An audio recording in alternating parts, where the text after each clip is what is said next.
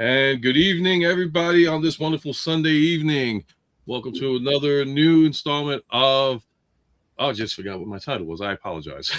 An And you know, evening I'm so used to saying "Meet Your Reviewer." Here we go, an evening with, and I am truly honored and humbled to have my special guest today, and it is this gentleman right here. If you'd like to say hello to the crowd.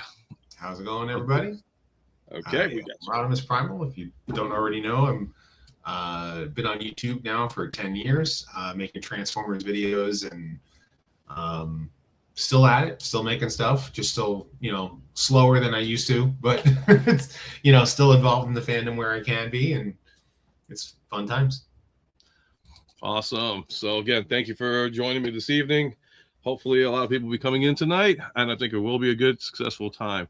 So for anybody that's not familiar with this segment, what I do is I ask a couple questions to my guests. You guys also in the chat also can ask questions. Just remember to please keep them clean. No politics allowed on the group chat.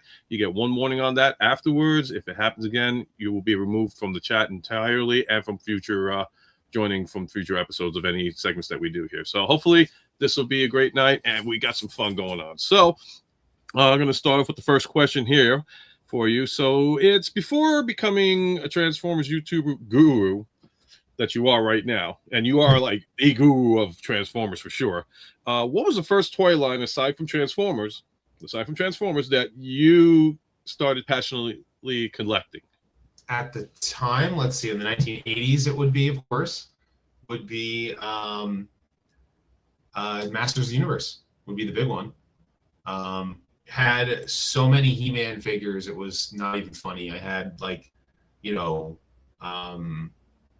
had Castle Grayskull. I had, Battle Armor, both versions of He-Man, Skeletor, pretty much every character you can imagine. And yeah.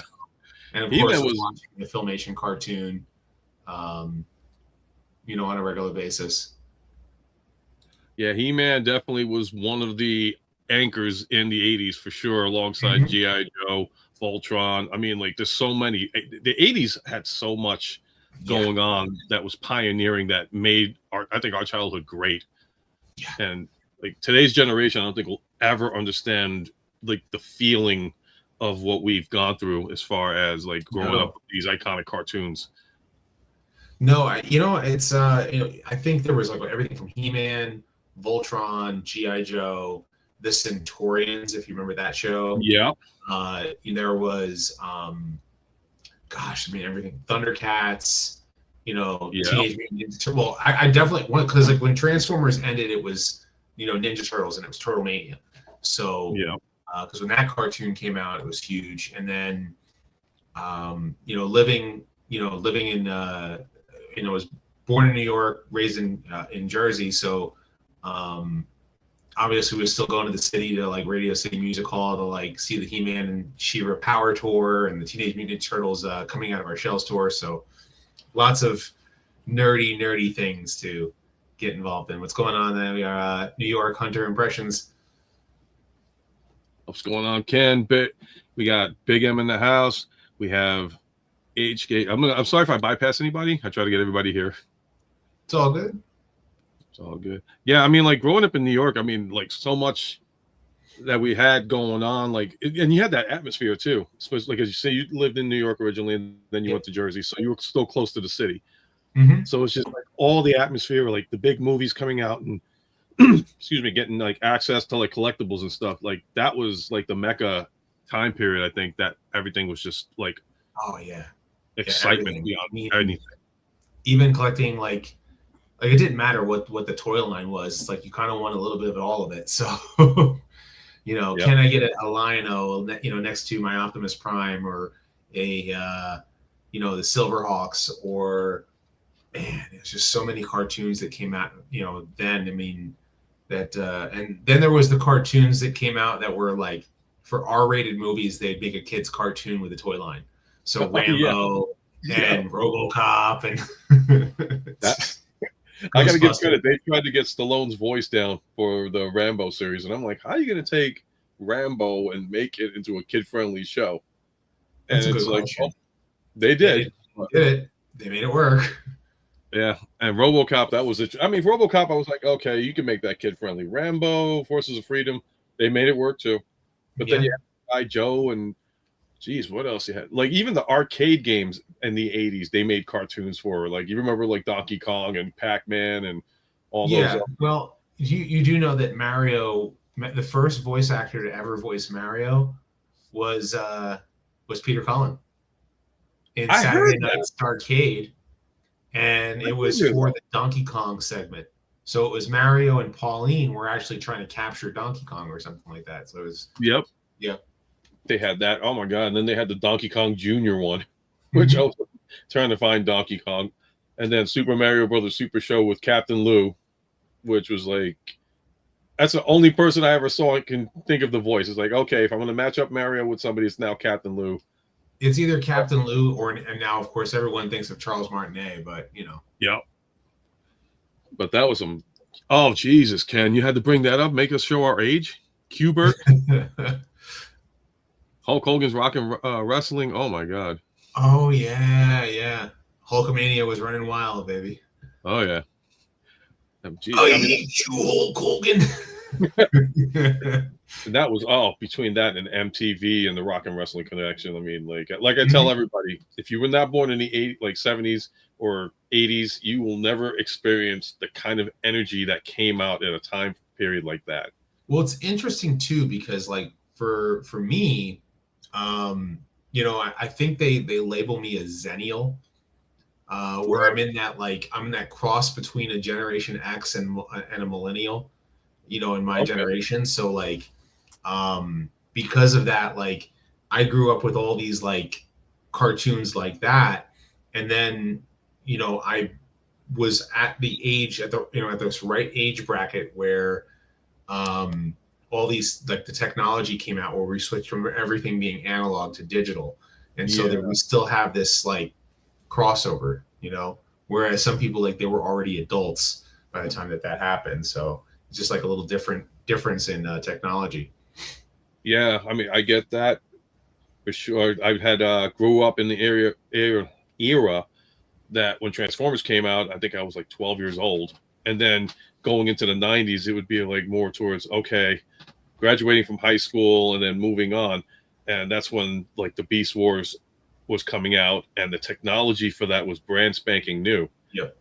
And and at first when I saw it, I was like, I don't know if I can't betray my G1.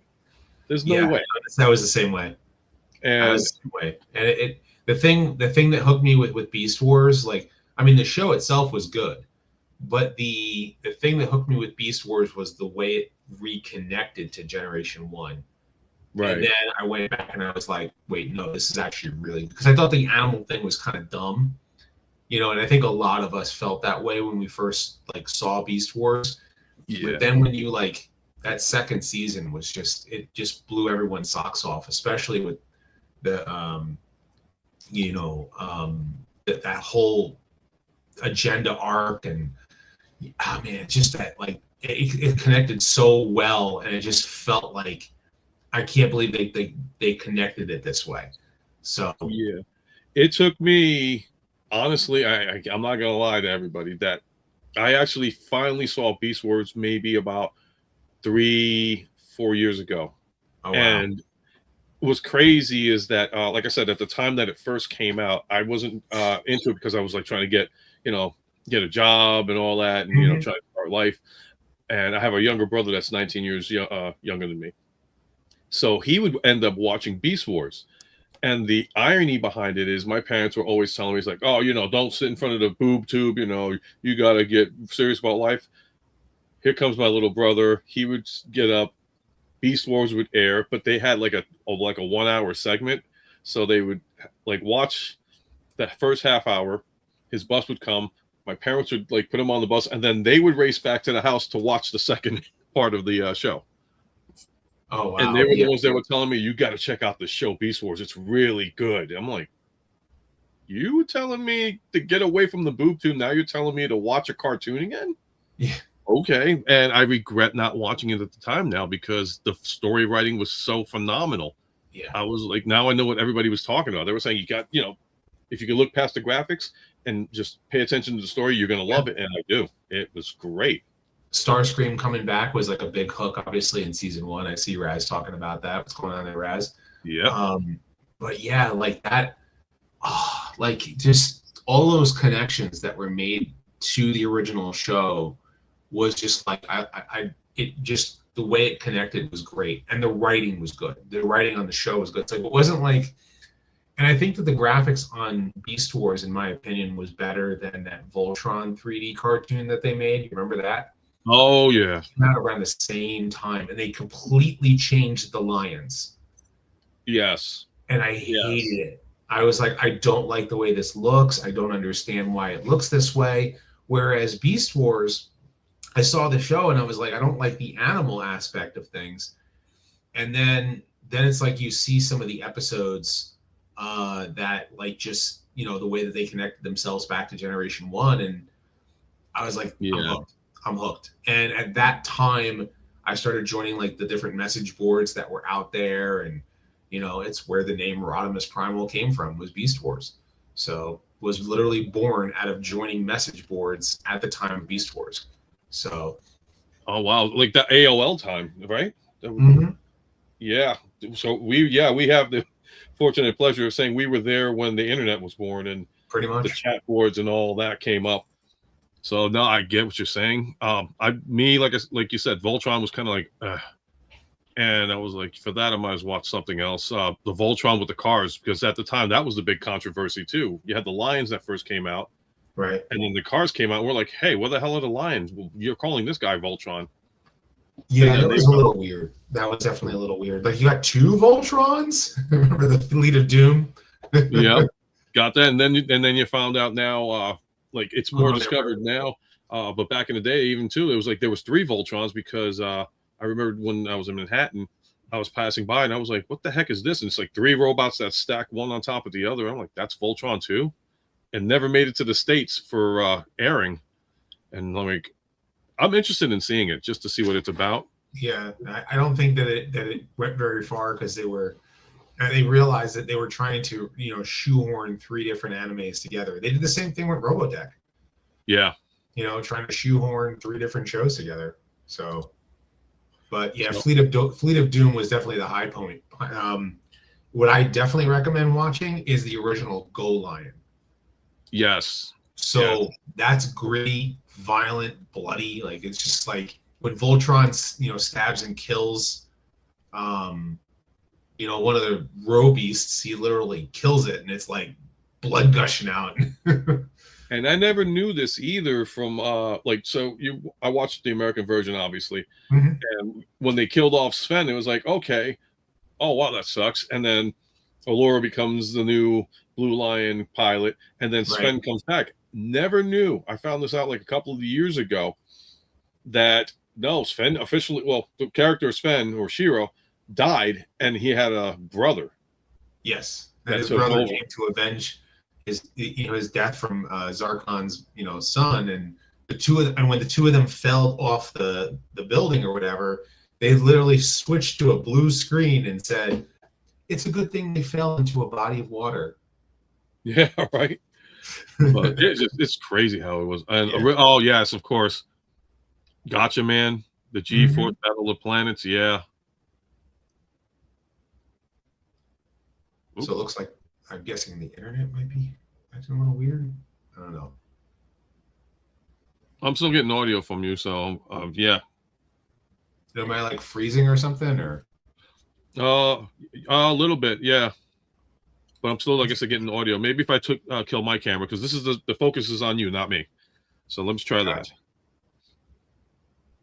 And go from there and see what happens. Let's just see if that clears me out. Then it might be just me, because I'm looking at the stream, and usually I don't have like this internet issue. So, and like I said, I just picked up the higher speed internet, so I better be getting my money's worth soon. It's crazy. Let me see if I switch myself from 1080 to 720, if that changes anything. I'll do that on my end too, just to see if I can go there. Channel, camera. All right, I'm gonna go back in feed just so I can see if like it's making a difference. Wow.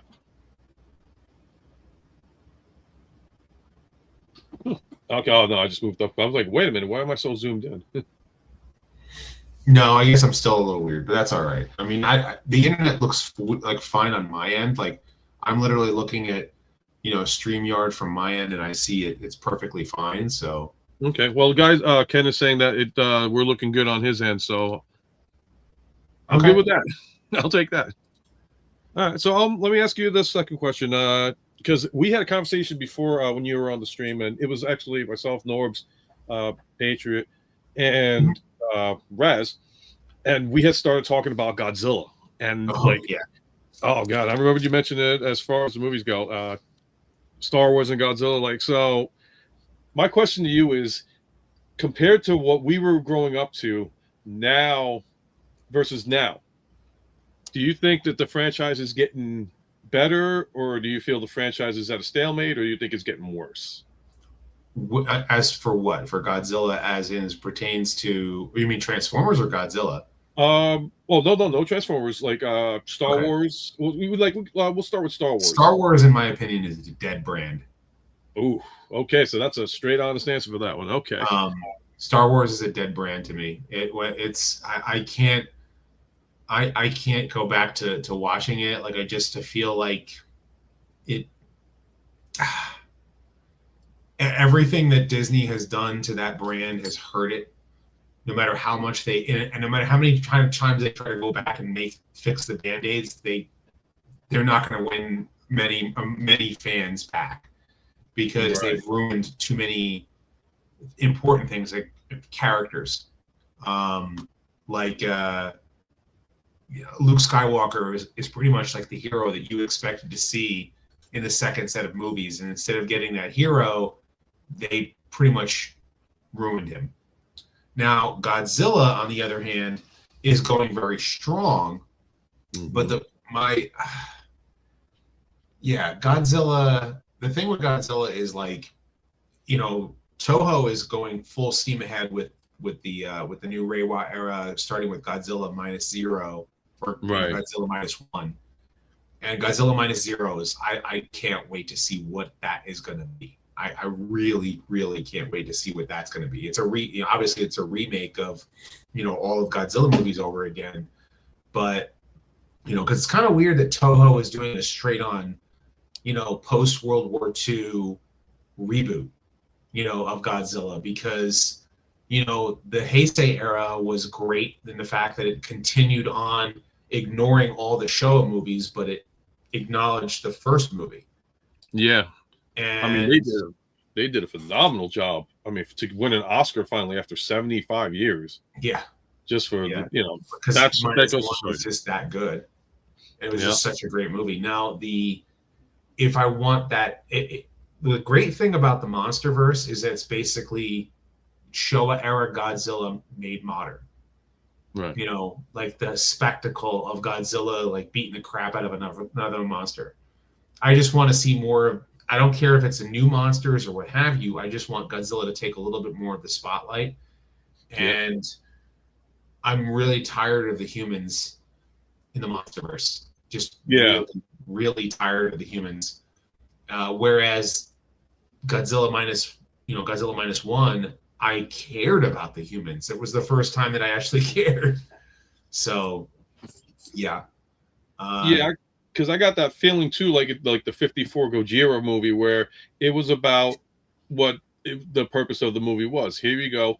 We just came from a fallout of World War II, and because of human arrogance and the weaponry, you created this creature that now submerges from the sea, and he doesn't know what's going on. He's just there to claim his land, and he's just taking everything out, and people are looking like, oh, he's a monster. But, you have some people that are saying, no, we have to study him. We have to understand why he is who he is. So it's like a compassion video. And even now with the -1, it was just a compassion video, not only for, this was more towards the humans, but because I think Godzilla, the way they made him was just, that's what I expected. like if this was 1954 with the graphics of today, I think that would have been the movie we would have gotten. Yeah. And that movie would have just completely blown up the Academy Awards and the whole nine yards. And then you got Shin Godzilla, which is I liked it as a standalone. You know, right. I think that, in my opinion, -1 is a better film. You know, but I do appreciate what Shin Godzilla was trying to do. It's pretty much Neon Genesis Evangelion meets Godzilla. Yeah. You know, with this weird, creepy, evolving Godzilla that, you know, with the purple rays and, you know, different things. But, you know, man, -1 was just so good. What creeped me out about Shin Godzilla, because that was a horrific design. It was beautifully made. Yeah. And then to learn more things about it, it's like, okay, the jaw splits up, but then you like realize that the tip of the tail, the way it looks all bony and spiky, is all human skeletons. Yes. In the back. I'm like, holy Christ. I was wondering whether or not it was evolving to create, you know, monstrous skeleton human things, or was it made of that? You know, like what was Shin Godzilla? Like what was he? So yeah, it was just that was like the most disturbing design. That was the kind of design that would give kids nightmares, I think.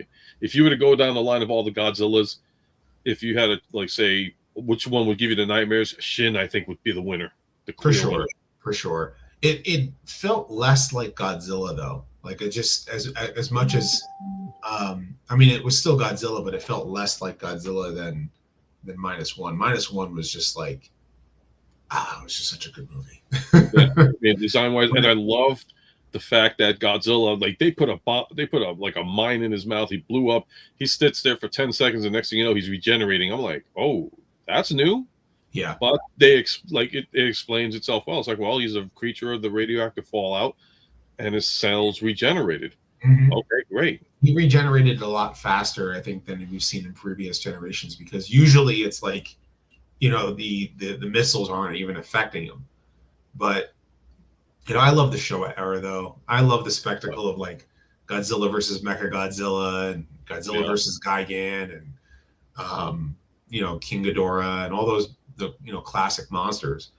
Yeah. But as you get more serious in tone, what, you know, how do you continue a story? Do you make him fight another monster? So I've literally now with my kids, I've watched everything from 50. I mean, I've seen every Godzilla movie, but you know, I've now, my kids have now seen every Godzilla movie from 54 all the way up to Godzilla versus Destroya. Yeah. So they've seen all like 23 films so far. I showed them clips of the 98 Godzilla, movie.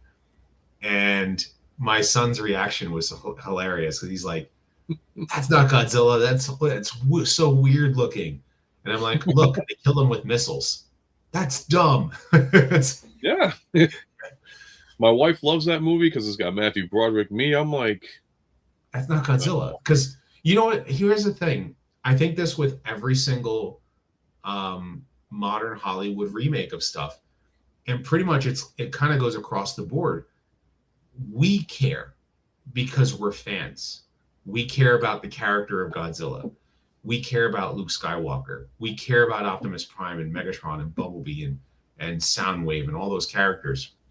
But when you get Hollywood involved, they don't care. And they say, well, the audience isn't going to care because we don't care. They're going to care about what we make them show, and we show them. And that's usually what they do, is they decide to make them care and make a movie that's made for them and not for us.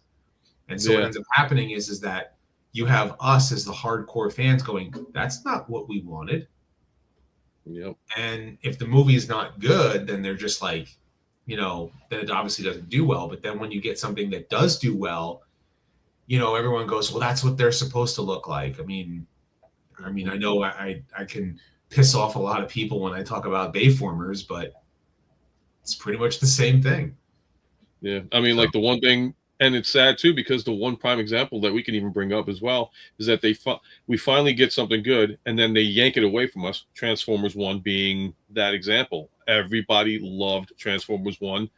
It was like, okay, it doesn't have Peter Those Cullen. of us who saw it, but by that point, by the time that movie came out, there you had two different problems with that. You had marketing that didn't really market it well, and two, I mean, it was also an animated movie, so there are a lot of people who are just like, they're just not going to see an animated film. But that does not really not an excuse anymore, because people will go see it. It's just that, like, I think that they'd already been burned out with Transformers movies in general. You know what I'm saying? Like, they've already been burned out by. I honestly think that the last few live action films, just even if they were good, like Bumblebee was a decent movie, but you had The Last Night, and pretty much it's been like, who really cares about the spectacle of transforming robots on the big screen? So yeah, I mean, like, the sad part is my favorite my favorite live action Transformer movie is ironically Bumblebee, because the moment you get into the first 10 minutes of the movie, thank you. You gave us Cybertron. Thank you. You gave us the Autobots and Decepticons looking like they're modernized, they're stylized, but they look like G1. Why the hell didn't you guys do this? Not only that, but after that scene, even when they came to Earth, you had two recognizable and very, very stylized looking and color-wise Decepticons. You had a yellow good guy and a red and a blue bad guy. And they were very visible on screen. You can tell which one was which. It wasn't shot from like a close-up perspective when they're fighting. The actual fights themselves were carefully crafted. And you actually cared about Bumblebee, even though he had lost his voice. I hate the voice losing thing, but that's a Bayformers trope. But unfortunately, but the thing is that the rest of the movie was actually a pretty decent movie, and it had really good action sequences involved with it. And that's after the opening sequence. The opening sequence obviously hooked us in, because that's what we wanted to see. That's what we, the fans, wanted. Yes. And then we watched the rest of the movie. And if you don't like the movie, that's fine. But it was a decent flick outside of that opening sequence, and the fight scenes were good. Yes, exactly. And that last moment where Bumblebee is in car mode and Optimus Prime's in truck mode with trailer on the Golden Gate Bridge. Yeah, I'm just like, that's what I wanted in 2007. Yes. Why couldn't we get this? And there were so many times in that Bumblebee movie that I said out loud, why didn't we get this in 2007? This is me in the theater seeing the Bumblebee movie. Why didn't we get it like this in the 2000s? Why isn't it like this in the 2007 movie? Why aren't the fights like this? Man, the fights are so good. Oh man, I actually care about the character. Exactly. I mean, even still, like Bumblebee, because the one major complaint that we had, but at the time that it came out too, was the fact that he's not a Volkswagen Bug. And they had the Volkswagen Bugs, but at the time, I guess they were phasing them out. So they made him the Camaro. They made him the old school 77 or 78 Camaro. And I'm like, why? Why would you go from this to this? This is kind of wrong. But then you go to Bumblebee, and then it's like at the end, this is why he became that. Then I was like, all right, now after all of these years, I can finally, I can respect that now. It's like, okay, he had to change in disguise. They did give it to us, but I mean, as far as that, you're right. That is, like, of the live action films, that's probably the best one out of all 7 of them. But I still feel like it wasn't what we wanted. No, I agree. At the end of the day, like, there was too much. Like, okay, you made Transformers for general audiences, but like, now when you're finally going to go off and make a movie for the fans, only the fans are going to go see it. Yep. And like you said, when you said, the public, like, them not advertising it the right way and other issues, like the story itself of Transformers 1 was a great story. I know for like old school fans, they're like, well, I miss Peter, I miss Frank. And the one thing we all hate to say is like, guys, one day we're not going to have them anymore. Somebody else has got to take over the franchise. And the fact that I forgot the actor's name that played Megatron in Transformers 1, the way he portrayed Megatron it was completely different from what I expected from, like they say, the Frank Welker days. But the fact that he was so passionate and so involved in just the emotions that he drew out, I actually enjoyed that Megatron. Like, don't get me wrong, I enjoyed that. I mean, everyone. I think there are a lot of Transformers fans who enjoyed Transformers 1, good, bad, or indifferent. It's just, it was by the time that a movie like that finally came out. And the thing is I don't care if it's on Cybertron. If it's on Earth, great. Yeah. But it's got to be a good story, number one. The characters in my opinion, need to be recognizable. And I wish that they had stuck closer to the original lore. Yes. They don't care about the that's probably where you guys look at me and go, oh, I'm a Transformers guru. It's because I care about the freaking lore. I care about the I think about like how the Transformers universe works and how everything turns and everything's supposed to work. And I've long studied this stuff because I've been a long time fan. So and it all boils down to it. When you have people who don't care and they put their hands to it, and it shows. And unfortunately, what happens is that when they make such drastic lore changes, the general audience who doesn't know better adopts that as being what the lore is supposed to be. And then they argue with the older fan, oh, that's not like, the movies are like this. So the movie's the right lore, And it's like, well, no, it's not like that. So, and that's something that I think that at the end of the day, why longtime fans get so upset when their favorite characters are ruined storytelling wise. Why, I don't know if, remember I said to you earlier, Star Wars is a dead brand. Yes. There's reports coming out about what they wanted to do with Star Wars, the Acolyte season 2. They wanted to make Yoda covering up the crimes of the Jedi. Oh, hell no. That was really what they were going to do if that show had a second season. I mean, I tried to give it a chance. I watched the Acolyte. I was like, okay, I think out of all of the episodes, there may have been one good one. But after that, the story writing was sloppy. It was more, it wasn't Star Wars. It was just some story being told, but it had nothing purpose to ruin the lore of Star Wars. That was what the purpose and it's wrong. Yeah, it's wrong. It was made with. This is where I fully believe that a lot of the writers out in Hollywood they have malintent on these older franchises. They did a lot of writers before they even did Episode 7. From what I was told, it was like you had writers that were ready to do the script, but then there was clashing because of George Lucas stepping down, and you had Kathleen Kennedy involved with it, and it's like, no, I don't want this and all that. And I know they make the jokes of put a chick in it and blah blah blah and all that stuff. But it's like, don't ruin the lore. Don't ruin the, if you wanted to go with a strong female, guess what? You already had it. Princess Leia. If you wanted to bring in another one, I mean, break the code, bring in Mara Jade, do something, bring in familiar characters. You're going to bring in a new character, fine. I mean, it's for a newer generation, but respect the older generation, what we went through, because as an older generation, I can turn around and tell my kid, you're not watching that. That's absolute garbage. I refuse for you to watch it. And that's what ruins it for them. It ruins the actors for that too. Imagine me being a Star Wars fan with a 10-year-old, or I'm an older Star Wars fan, and I still have not shown my kids the original Star Wars movie. Yeah. Because I feel like the damage was done that badly to the brand, to the franchise. So it's like, one of the biggest tells for me is that I've shown all of G1, all of Beast Wars, and I've shown episodes of Cyberverse and episodes of Animated and Prime to my kids. And we went on the Universal ride down in Orlando. And obviously Optimus Prime is there, and he is recognizable as Optimus Prime. And Megatron, really, they call him Megatron, so they know that he's Megatron.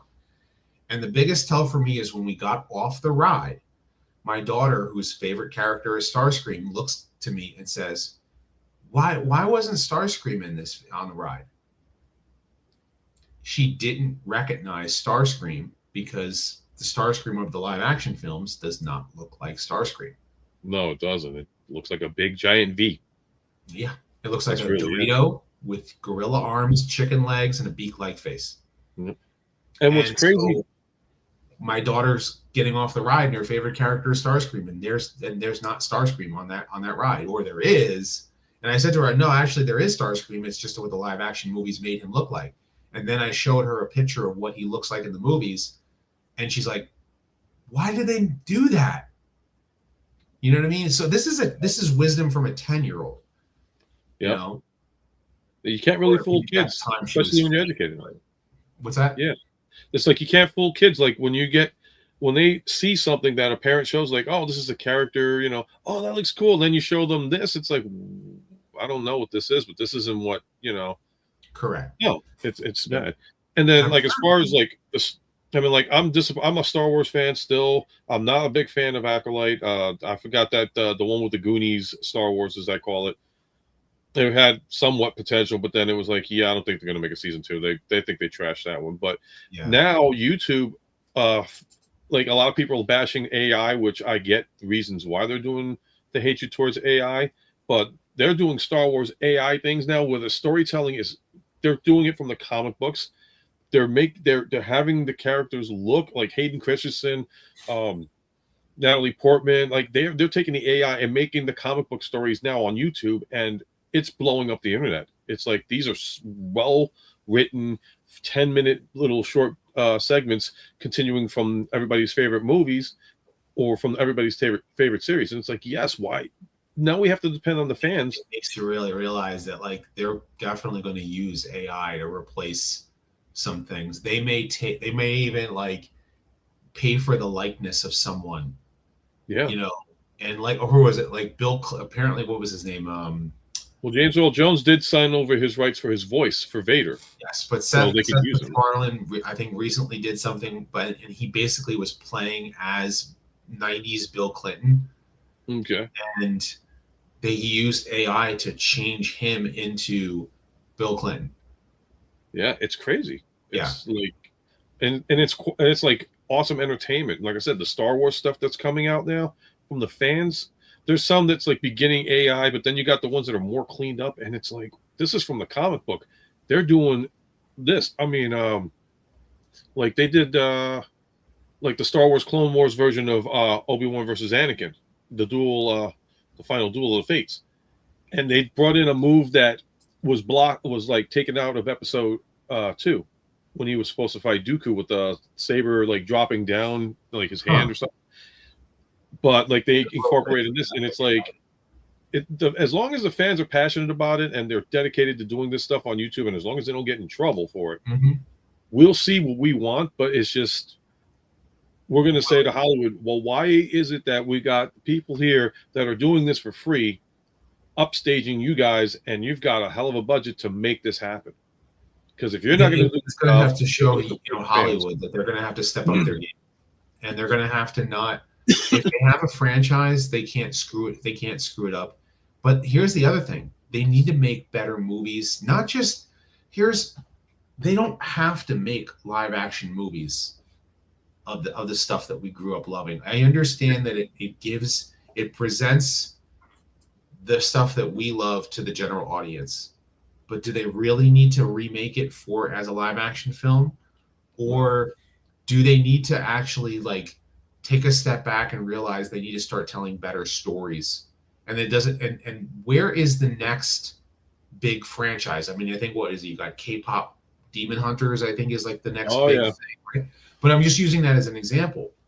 That's one of like, everything else is a remake. Everything else is a retelling of what came before. But whereas like something like K-pop Demon Hunters is I'm just using that as an example, making a new product, making something new and different and enjoyable that's not attached to something that already has a built-in fan base. because they spend so much time remaking everything. And it's not just like the action stuff. It's like regular, I mean, just romantic comedies or date night movies or whatever. Like there has to be better storytelling overall. And if you're too busy trying to check mark boxes, in order to tell a story, before you can even tell a story, then you're not really opening up your story to what you want to tell. If you want to tell an historical piece, like if you want to tell about the tale of something that happened in medieval Europe, you're going to have to be historically accurate when you come down to making a movie about that. You can, change things for the fictional character that you create in that world, but you don't want to, if you're going to do a period piece, the period piece definitely has to have some historical accuracy to it. You can't just alter things because you have to appease whatever the studio heads tell you. Well, we have to have this in the movie. Yeah, but that didn't happen back then. Like that's not what we're making here. If you want to do something in the future, that's different, right? Because in the future, it's something that your imagination can think about. But it comes down to, and that's not just for like anything. If you want to tell a movie about a character that's in present day, obviously you want the storytelling to be good. You want it to be engaging. You want to care about those characters. And Hollywood has to learn that lesson because Hollywood is hurting. The movie industry is hurting bad. People aren't going to the movies. I think the two movies that I really want to see this year, Mario and Godzilla. Yep. That's it. I can't think of another movie that I want to see. Yeah, I kind of agree with you on that one. It's like my wife wants to see Scream and then Scary Movie, and I'm like, which Scary Movie. Crazy to think about though, it's attached to a built-in fan base. Nintendo at least is involved in the Mario movie. Yes, and Toho is making the Godzilla movie, so it's clearly built with passion, built with people who care, people who are protective of their franchise and their characters. Yeah, I mean, you're talking about a company that's over 100 and I want to say 175 years now. Mm-hmm. Nintendo's a very old, and it's always been a family-oriented company. Mm-hmm. And like you said, it's the whole passion behind it all. And Hollywood, I agree. It's like they're just shelling out stuff. It's like, okay, we'll remake stuff and throw this out, and we'll put an agenda behind it. Blah blah blah. Recently, because I'm also a giant star, like I love Star Trek, and I started watching Starfleet Academy, and it's interesting to read the comments of what people say. Oh my God, they went woke, they went this and all that. It's another Star Wars, and I'm like, whoa, time out, stop.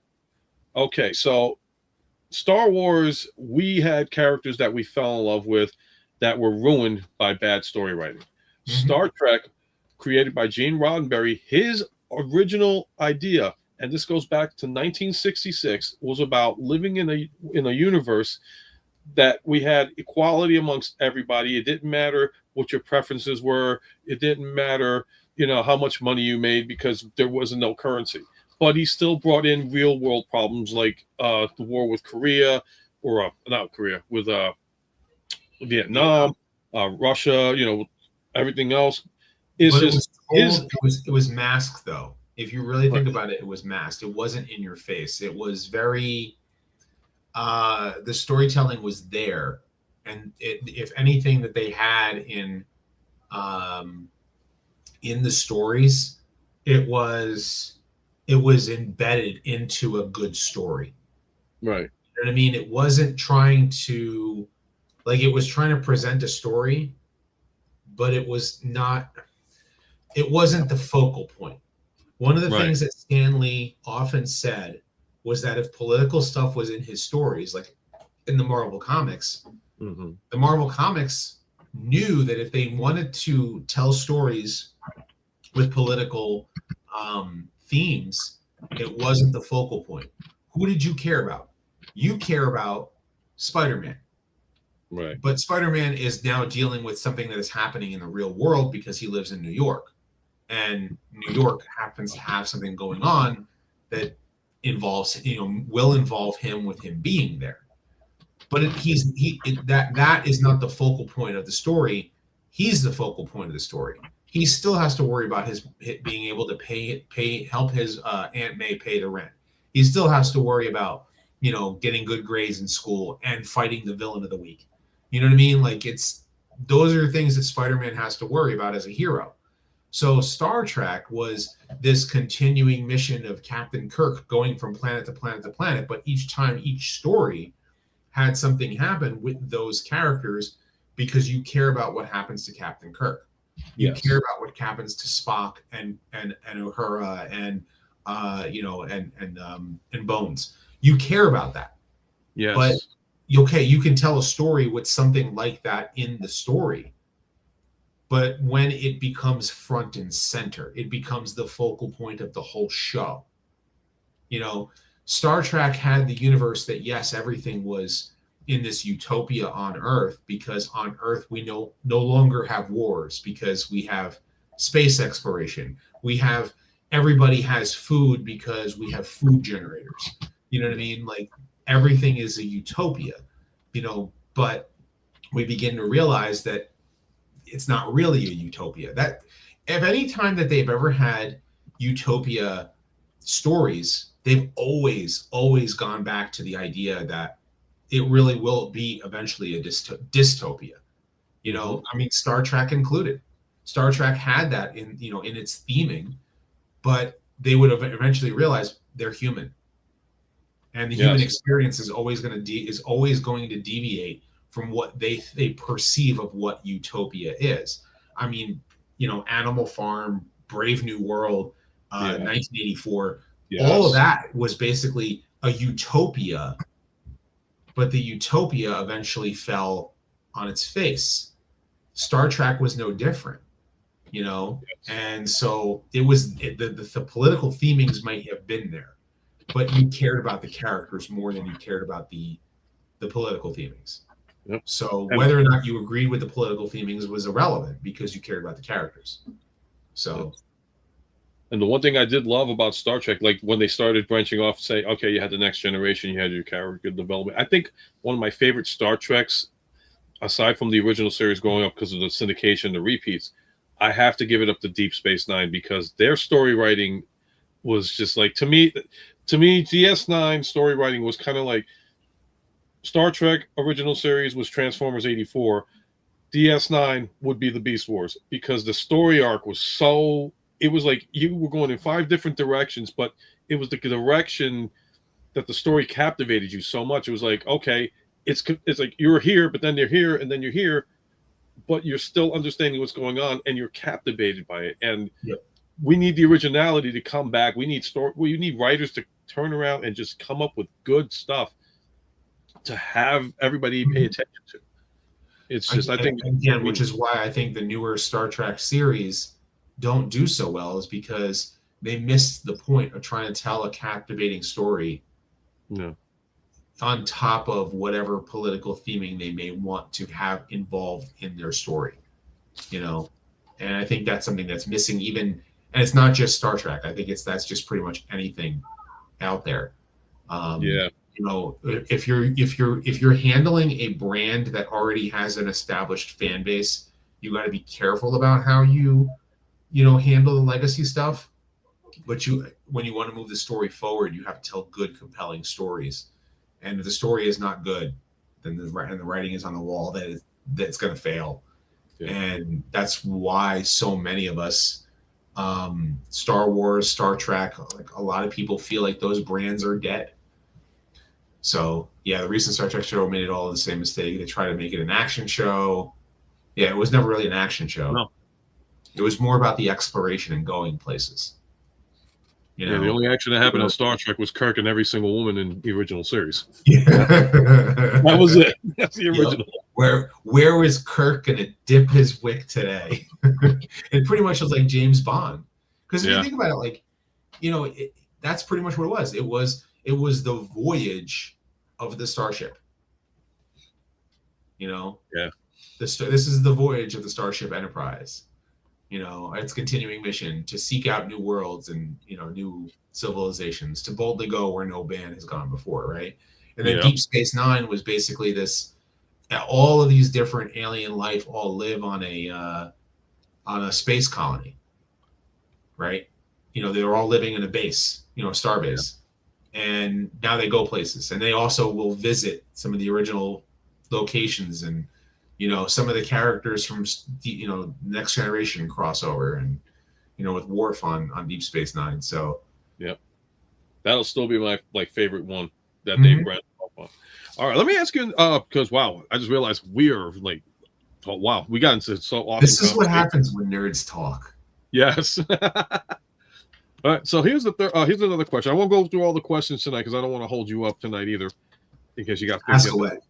Okay, so so this is what made you decide to enter the world of YouTube and start what is now world known as Rodimus Primal Transformer discussions? Okay, so I just the name Rodimus Primal, I told you, began when I was watching Beast Wars as it was airing. In the middle of the second, like with the second season airing, and joining the message boards and being a Rodimus Prime fan and being like loving Beast Wars, I said, okay, well, Rodimus Primal. And so that worked that way as I joined all the message boards out there. But, YouTube became a thing, and everybody was watching all the different videos, like the early days of YouTube with the Angry Video Game Nerd, and movie reviews and TV show reviews. And, I said, well, what if someone wanted to try to make a video, like a Transformers themed channel there. I didn't really see as many Transformers themed channels back then. And I wanted to ask the questions like that we used to ask back in the day, that we still to this day argue about, even though the younger generation doesn't care about anymore. Who became Cyclonus? Rumble and Frenzy, who is who, right? Origin of the Constructicons, like, it's so confusing, isn't it? Like, what happened to Dion? Is the Matrix really, was that really the Matrix in Optimus Prime's chest in Beast Wars when he became Optimal Optimus? And like, those are all these different lore questions, like Primus and the Quintessons, which origin works, and does a combined origin work too, especially considering that there was one with the BotCon comic. Those are all things that fans were arguing about, constantly talking about, making a topic every other week about. Even in the early days of YouTube, even in the early days of message boards, they were constantly talking about it. So I finally decided, I said, something, I think I'm going to try. I'm going to try to learn, doing video editing and piecing something together and trying to present all the facts, and made a Who Became Cyclo. I mean, I made a Transformers Devastation game review, which is awful. The game is great. Yeah. My review is terrible. But that was like the first video that I made on YouTube. And then I decided to make the Who Became Cyclonus video and piece that thing together with sticky tape and glue, and and made that video work in order to present the Bombshell side, the Skywarp side, and then put that out there. And then, of course, having to deal with copyright and how to work the YouTube thing around in order to be able to show what I'm talking about. Right. And from there, it just like so many people began to continue to watch that that video. But then I was trying to fix it, where I wanted Rumble and Verse shared identity crisis will never be resolved. Oh, of course not. It'll never be resolved. Right? Because if you're a cartoon fan, you're going to go with Rumble is blue. If you're a comic book fan, you're going to say Rumble is red and black. So, it's really not like too much of an argument to me. Like, I like both characters like as is, and I just go with the cartoon for my own personal, take. But, that's one that I never get upset about. It's the origin of the Constructicons. I tried to iron out like how that worked, and then that was the big. What's that? Yeah, that was the big one. It's like, okay, you had one story that said, for how the Constructicons came into play, and then it's like the other version, and you're like, wait a minute, you created Megatron, but then you did this, and so I'm confused. Who made who? Yeah, and I think I ironed it out pretty well. Yeah, you and did. then I eventually ironed out the whole story of how did the second season characters, where did they come from in the cartoon? I came up with a pretty solid theory that is not like, and a lot of this stuff too, with the exception, I think, of the Skywarp side for Cyclonus, Yeah. because that one I directly asked Flint Dille. So like that's why I stand on that side, even though in the movie you see two Cyclonus robots. But the second season of Autobots and Decepticons, where were they? How did they show up in the cartoon? Should Frenzy have pile drivers? Technically speaking, you know what? It's kind of funny that you say that, because Frenzy, his whereas Rumble, it says that he has pile drivers that can, like, bang the ground and will, make earthquakes. Frenzy, his bio says that he has internal drums that create a grating sound. And that's the frenzy that you hear. So should he have pile drivers? His pile drivers are a little bit more destructive to human ears and transformer audio receptors, whereas Rumble is crashing the ground. So technically speaking, they both have pile drivers, but with different purposes. Here's a good one. Yeah. TF saying, like, his fan theory that the OG Constructicons died and that Megatron rebuilt them, the Dread Pirate Devastator. Well, that's kind of the same thing I think that with Ultra Magnus, is, because my theory is that Dion either became Ultra Magnus or was used as parts for Ultra Magnus. So, but yeah, no, the Constructicons, I believe that they were not evil, but they were Decepticon faction builders. Their job was to just build, for the Decepticons. That's why they have the Decepticon badge, but they weren't programmed for conquest. They were built for construction. Which is why they were able to befriend Autobots, which is why they built even building the frame and body for Megatron. They were just builders. Yeah. So Omega Supreme, obviously was friends with them. But when Megatron finally started his conquest, he used something to reprogram them for him and turn them into his personal, weapons. Now, as to what happened after that episode, it says that in that episode that they fled on a starship. Well, did they come to Earth? Or did something happen to them and then their sparks end up getting put into new bodies? They were worth the time that we spent building them here. Right. So were they rebuilt? Maybe they were rebuilt. But according to the episode, The Secret of Omega Supreme, it doesn't really work that way. So trying to catch up with the questions here. Okay. TF saying, it was like, I think Dion became Ultra Magnus, but lost identity as Dion when Alpha Trion rebuilt him off camera. Yeah, I like to think of it that way, but I mean, Hasbro's official answer is that he was a legit casualty. But, that's why a lot of people say, like, did he become Ultra Magnus, or was it just wasn't rebuilt in any other character? So it's, one of those that you have to, like, kind of use your imagination. Good Megatron quote right there. That's something I think that should be a good topic of discussion. What Transformers quotes do you use all the time? Yeah. Aside from the original ones too, Transformer Roll Out, and definitely be interesting to see what quotes you could come up with that stand out from everybody else. G1 is so quotable, dude. Oh, yeah. It is. That's probably why we love G1 so much, because it's so freaking quotable. Like, there are a lot of Transformers lines that in that show that I quote, like, regularly. Are you either lying or you're stupid? Yeah. I'm stupid. Gotta love Starscream. Miss Chris Latta so much. That voice could never, ever be duplicated. I mean, people have tried, but there's only one Chris Latta, and he will always be engraved as Starscream and Cobra Commander. For sure. So Okay, yeah, that's how it came about. So I started making those videos, and then eventually evolved into making news videos and turning many of those old school discussions into retrospectives.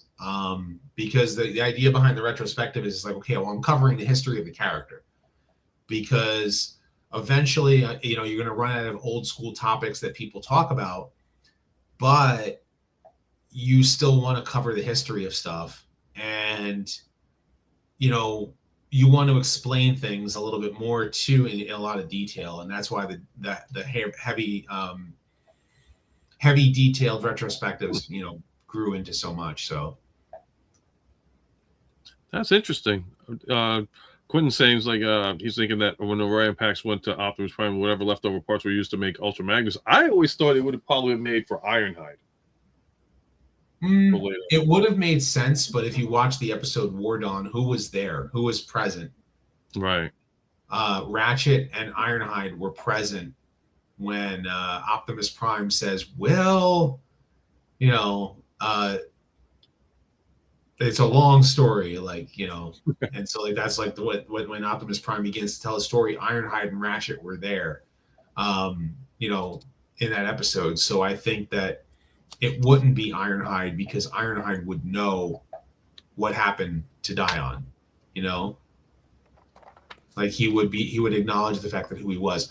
I think that Ironhide, and this is just my theory about who his character is, his history. I've actually even thought of backstories for different Autobots.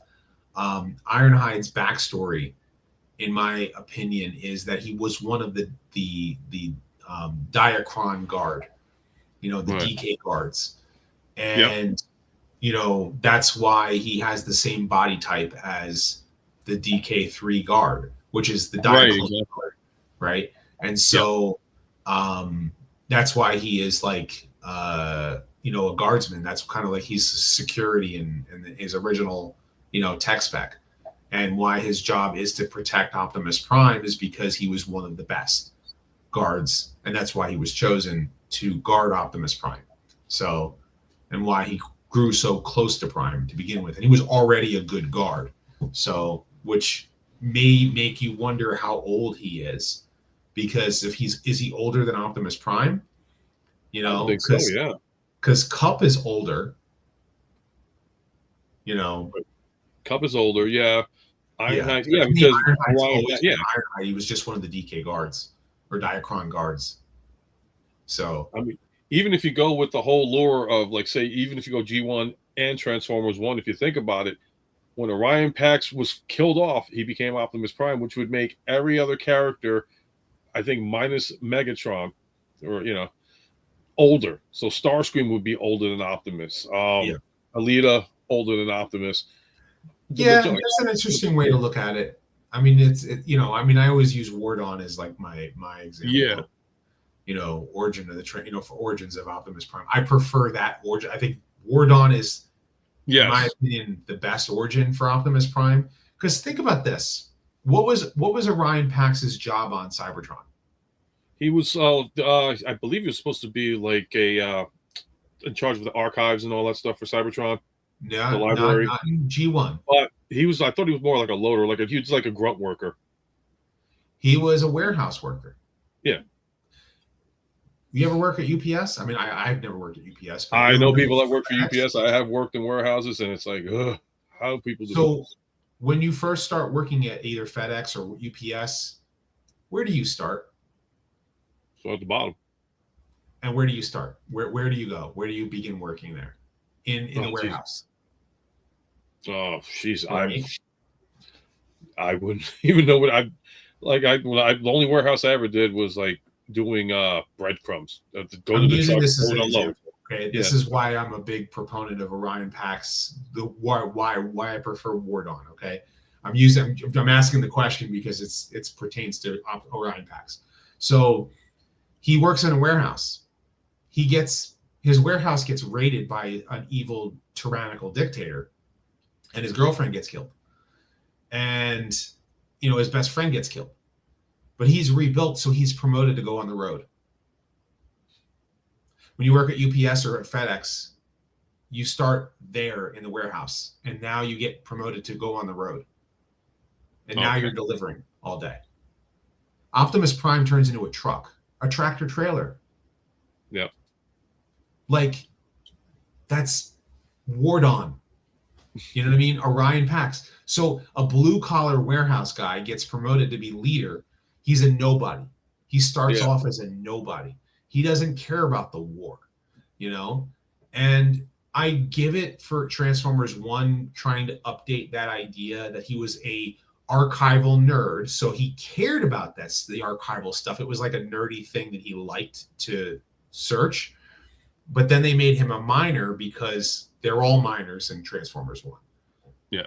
But that was also the same thing with the origin for Megatron. They basically conglomerated War Dawn and Megatron origin and Transformers, the Aligned Continuity's origin, all mashed it into one. That's what Transformers 1 basically did.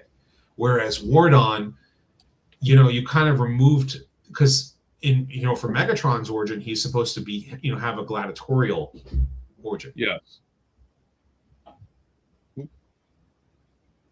Whereas, Optimus is supposed to have a blue collar origin, and so they kind of combined a little bit, a lot in that movie. And I'm not knocking that movie. Don't get me wrong. I'm not trying to say that Transformers 1 is a bad movie. I'm just talking about why I think War Dawn is the best origin for Optimus Prime, because it really was that, like, the hero came from nobody. He was a blue collar guy, whereas the idea that he was a librarian or a data archivist in the Aligned Continuity, that means you've pulled away his personality, in a lot of ways, because this is one of the problems that a lot of people have with Transformers Prime's depiction of Optimus, is that he's just like, well, Primes don't party. He just reads the archives. He just, there's not a lot, there's a lot of personality of G1 Prime. He wants to playing basketball, like that kind of stuff. It's like learning about Earth culture is, okay, yeah, you're going to do your research, but you might be a nerd. And that's what I appreciated about Transformers 1's origin, is that they incorporated the idea that if he was a quote unquote archivist, no, he was just a nerd. He was a blue collar guy, but he was a nerd as well. So this is what he did on his spare time. When he was not hanging out with his girlfriend and when he was not busy working, when he was at home, he was being a nerd. He was busy doing that. And I can go with that too. Like the idea that Orion Pax was like, oh wow, those robots can fly. So yeah. The one thing I always did love War Dawn. But my thing was, when Transformers 1 came out, it was kind of just, like you said, it was similar to what it was expected to be. And then it made me look back at War Dawn. It's like, man, how come they're because during G1, seasons 1 through, 4, if we want to go that far into it, it's like they always had Optimus and Megatron saying, we used to be good friends and you're throwing this away for this and that. But when War Dawn happens, it's like, hi, I'm Megatron, I'm your friend. And then boom, thanks for the stuff. Have a nice day. It didn't show that relationship that during the original G1 made you curious about what happened. You found out what happened and why it happened. But at the same time, it's like, well, I didn't see the relationship build up between Optimus and Megatron, because at one time it did show that they did care for each other as friends. It's just Megatron had his ideas of where to go. Optimus Prime had his ideas. It was just that War Dawn kind of lacked that whole, how did you become friends when you already went into battle with each other? Well, because they weren't friends. They weren't friends in G1. You know what I mean? They were. That's something that's been added in more recent lore. Okay. You know what I mean? That's not something that G1 had. It was not the original lore of Optimus Prime. He admired Megatron because he was powerful. He failed to see how he used that power. So it's kind of like, and I know this is one of those things that it does kind of a little bit dive into a little bit of political arena, But if you think about it from the perspective of, let's take a step back and look at communist dictators. I'm just going to use communist dictators as a good example. Like a lot of times a communist dictator gets put in power because the people admire him, or him or her, whoever that dictator is. Right. And they don't see how they are going to use that power. They're blind to it because they're kind of oblivious to what's going on around them. And I think that was one of the messages in War Dawn, was that Megatron himself is a tyrannical dictator who is literally starting a war and starting to take over. The Decepticons and Autobots already had their conflicts, but Orion Pax was oblivious to it. Yeah, it's the Megatron and Prime's friendship or being brothers is Hollywood's need to retell Cain and Abel. That's true. They want to retell Cain and Abel, but in reality, that wasn't Optimus Prime and Megatron's story. Optimus Prime and Megatron were not friends before the war. Yeah. That was something that G1, they were mortal enemies from Orion Pax becoming Optimus Prime. Him becoming Optimus Prime, him and Megatron are now mortal enemies right from the jump. Orion Pax's backstory is that he admires Megatron.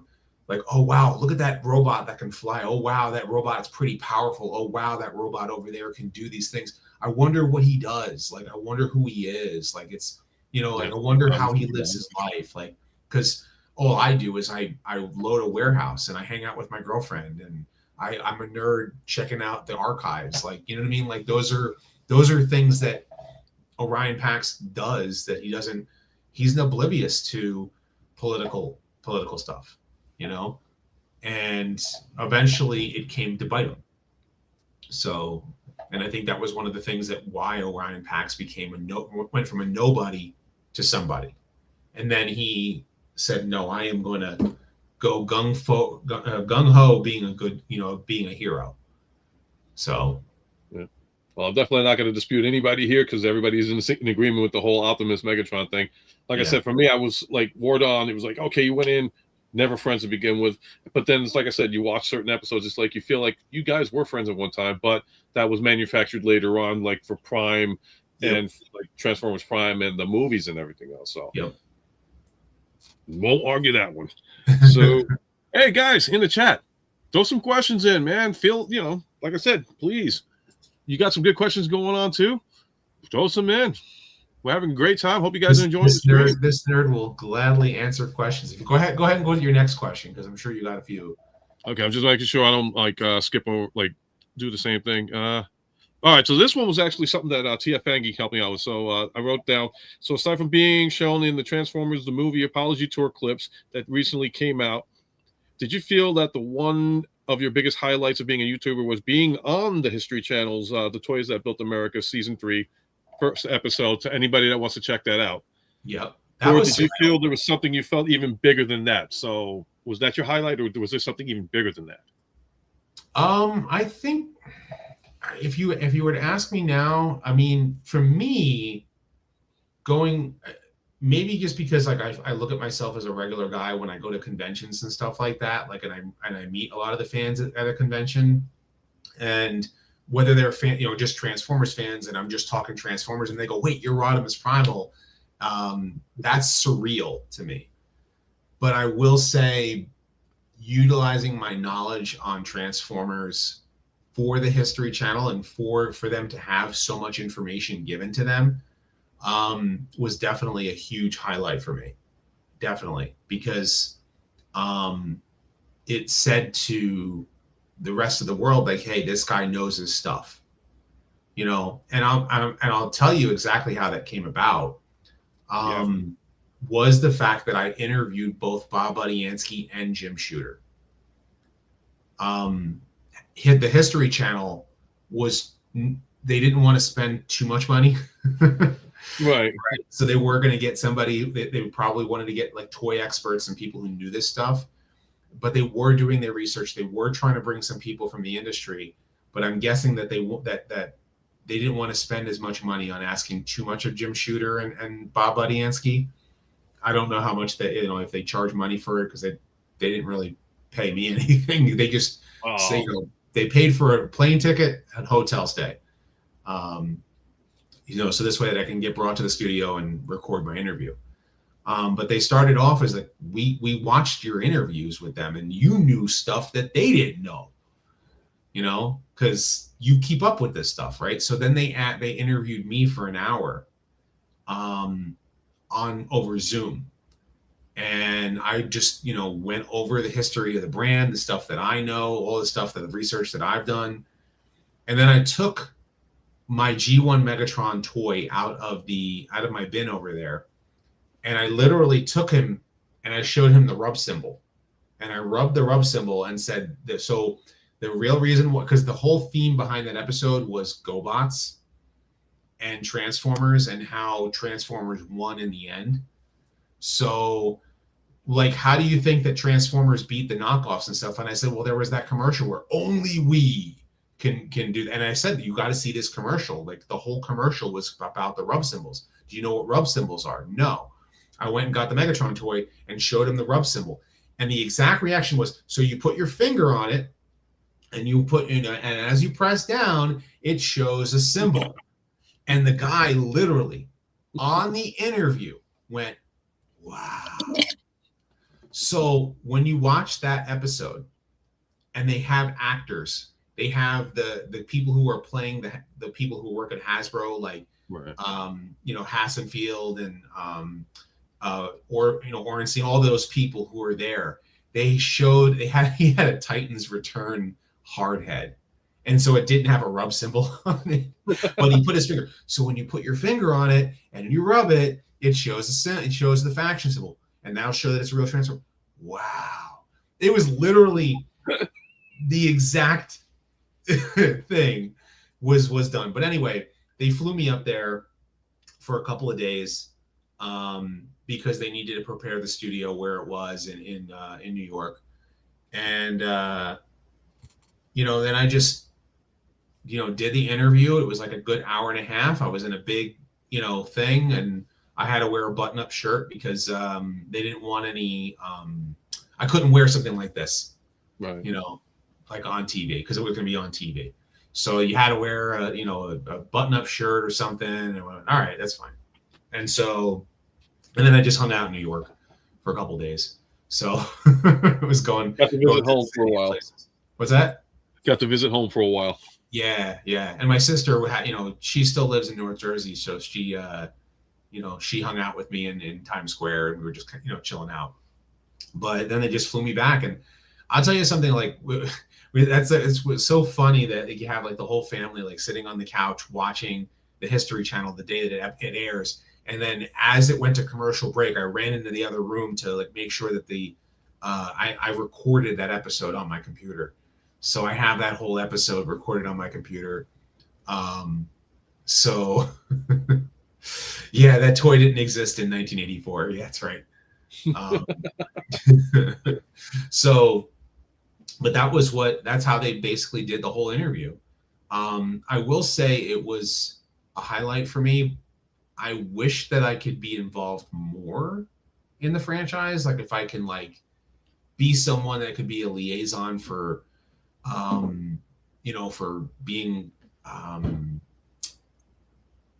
knowing my stuff with Transformers and contributing my knowledge somehow, some way to the brand, because obviously the History Channel is cool for the outsider. Right. The other thing that was cool, so I'm another fan, just like Ben Yee, because Ben Yee was actually a story consultant for Beast Wars. And so like I every time I talk to Ben Yee, I always make the joke like we're both two fans who had our involvements in the brand, right? Because Transformers Cyberverse.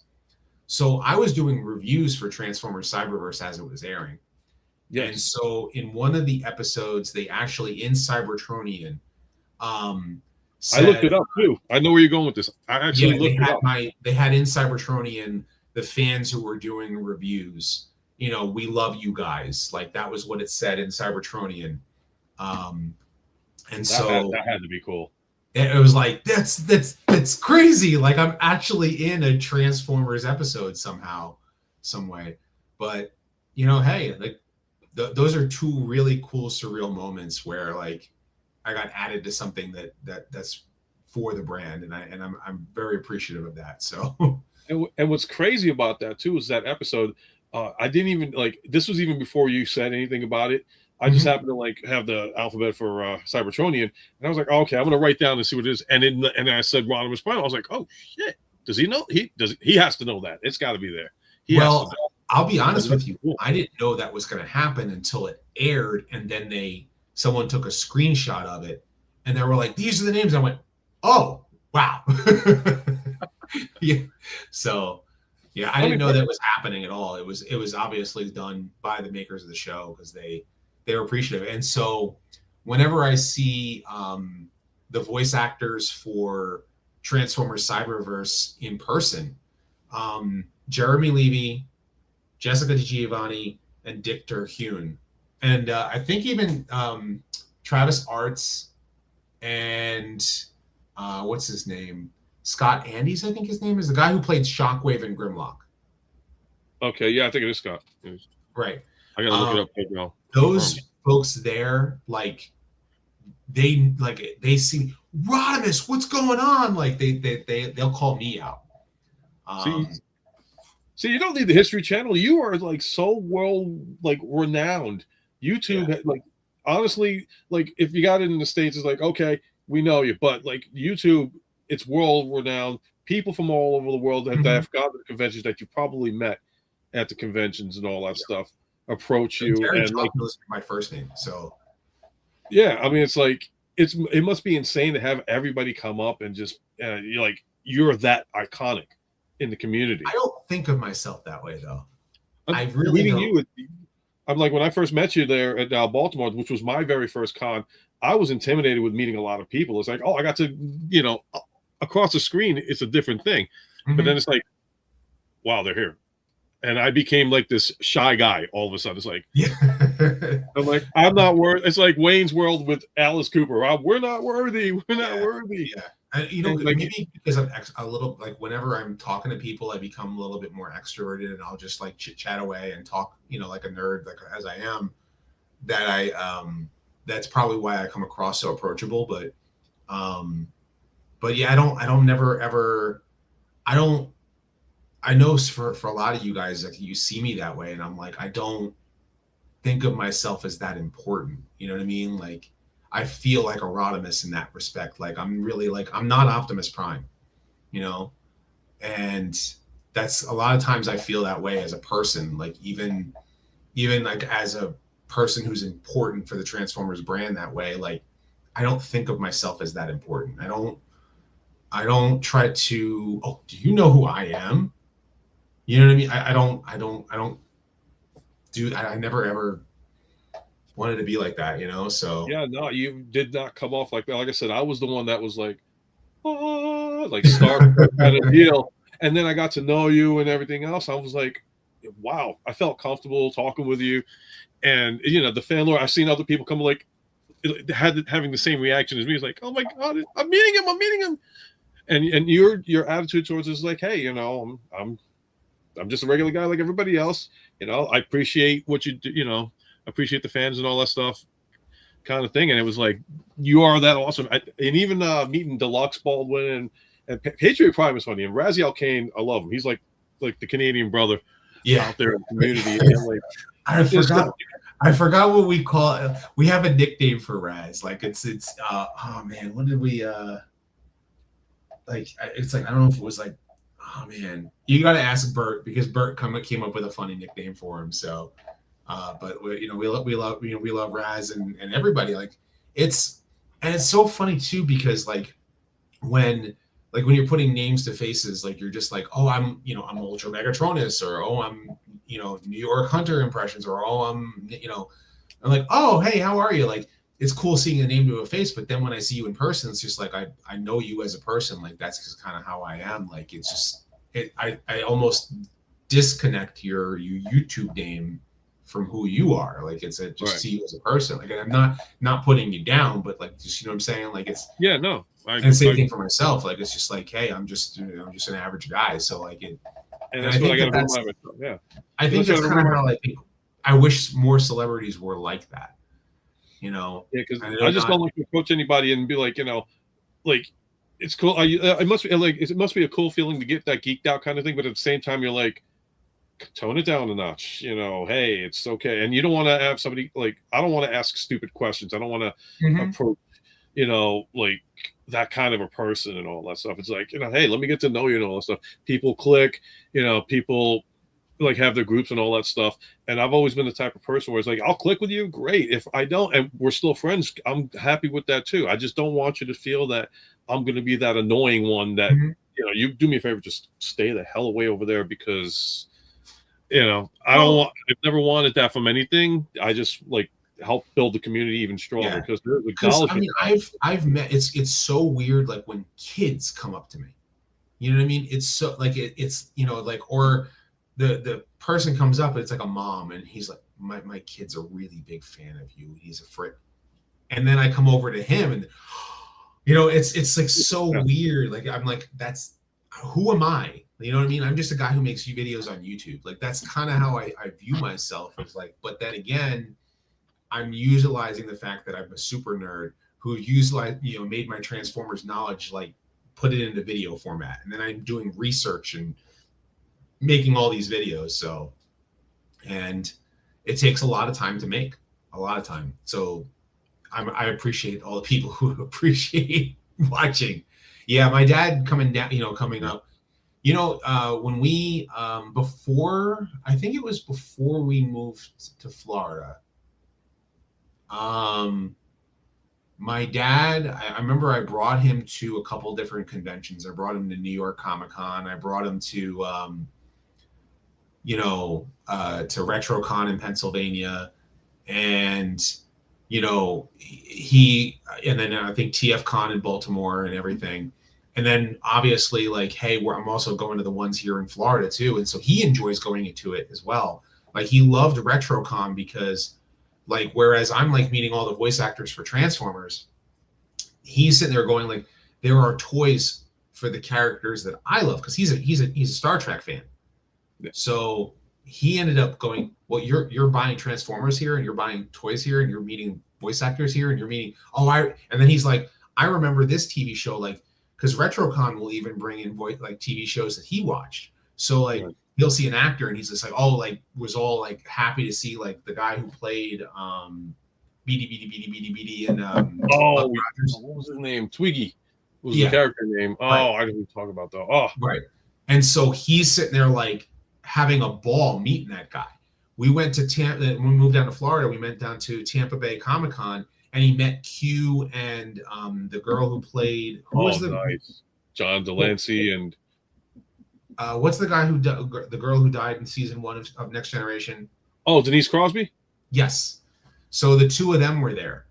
And he was just like, and he's going around in his wheelchair, in his little scooter, and he was having a ball. So now I'll never forget one of the biggest highlights with me traveling with my dad to New York for New York Comic-Con was the cast of the Expanse. Okay. They had this big walkthrough thing that you can do at New York Comic-Con, and it was like this whole experience for the Expanse, and the whole cast of the Expanse was there. That had to be cool. So, but they were only there in front of the whole thing for press and for like before the show opened. And so because of my channel, I was able to get a press badge. And so my dad came with me and he was like he was just as literally as starstruck as you said. So then I'm sitting there and I'm talking about like I'm talking to some of the actors, and I don't know if you know who the actress is. I forgot if I think she might be Middle Eastern or Indian. But she played Madam President in the Expanse. She's been in a few other sci-fi shows before. I'm trying to think. She has a really distinct voice. Oh crud! I can't think of it. I can't think of her name. Anybody in chat, bring it up. Yeah, I'm gonna look at I mean, like, yeah, because I've been to New York Comic Con. 2011 was that was the first time I ever went to New York Comic Con, and they had the cast of The Walking Dead, and they had, you would have loved the setup if you like Walking Dead. You would have loved the setup they had Dale on top of a Winnebago outside in the parking lot, and it was the actor that played him, just sitting there looking around. And my wife, Iranian actress, yeah, her name is Shore Agadashalu. Is her name? Let me get out of this really quick. Sure, it sounds familiar though. Yeah, she's an Iranian American actress. According to IMDb. Yeah, where I gotta have the loudness here. And military, no. Expanse TV series. Trying to get the name right now. They got a picture, but what the heck is it based on? Executive producers. I hate Wikipedia. As do I. Yeah. Yeah. Here we go. Cast characters. Okay. Character. Sure. Christian Avasalia. Avasara. Her name is Shore Agdashlo. I'm sorry if I'm butchering it, but yeah, I think that's her. Yep.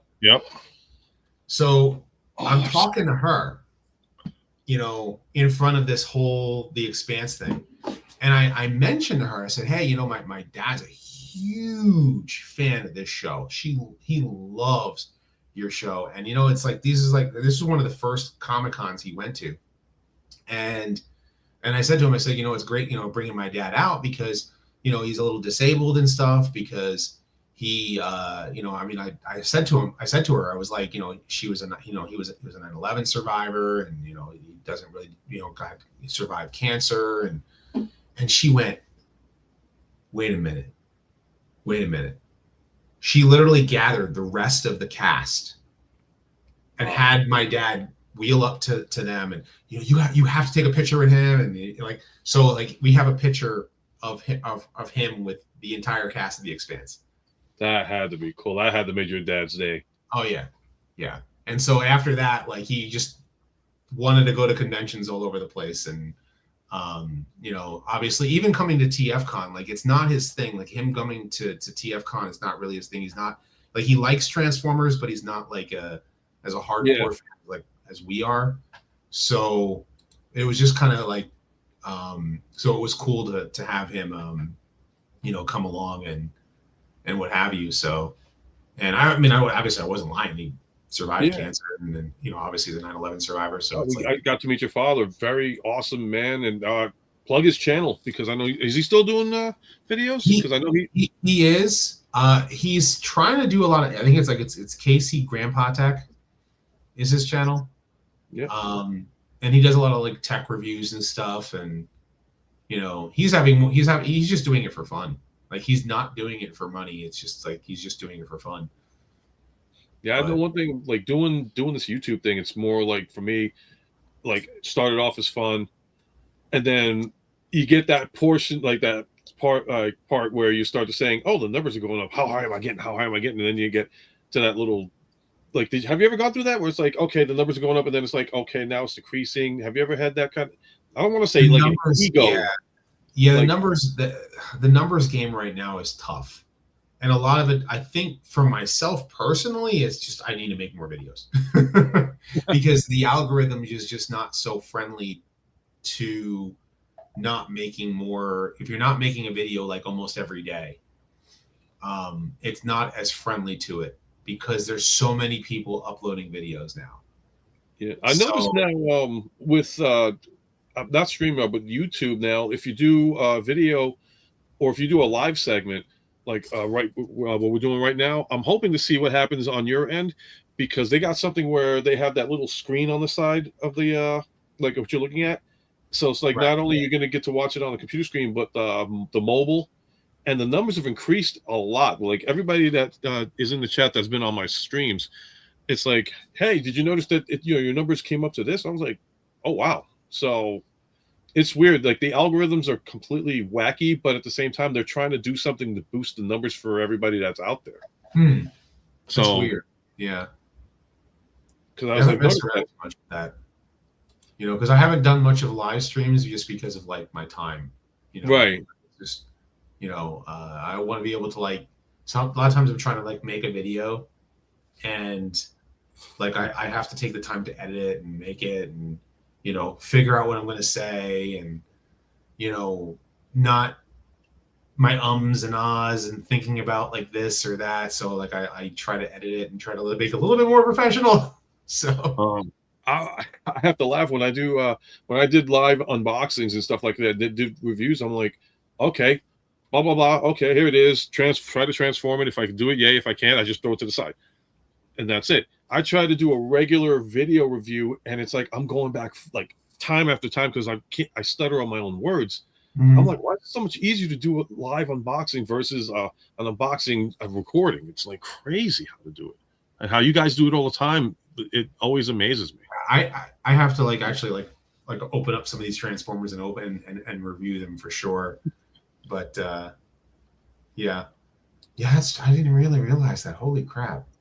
Yeah, 2026 is going to be the 25th anniversary of 9/11. I didn't realize that. Yeah. Holy crap! Oh, TF, I wanted to ask you, what is your favorite Optimus Prime figure of all time? Of all time? That's a good question.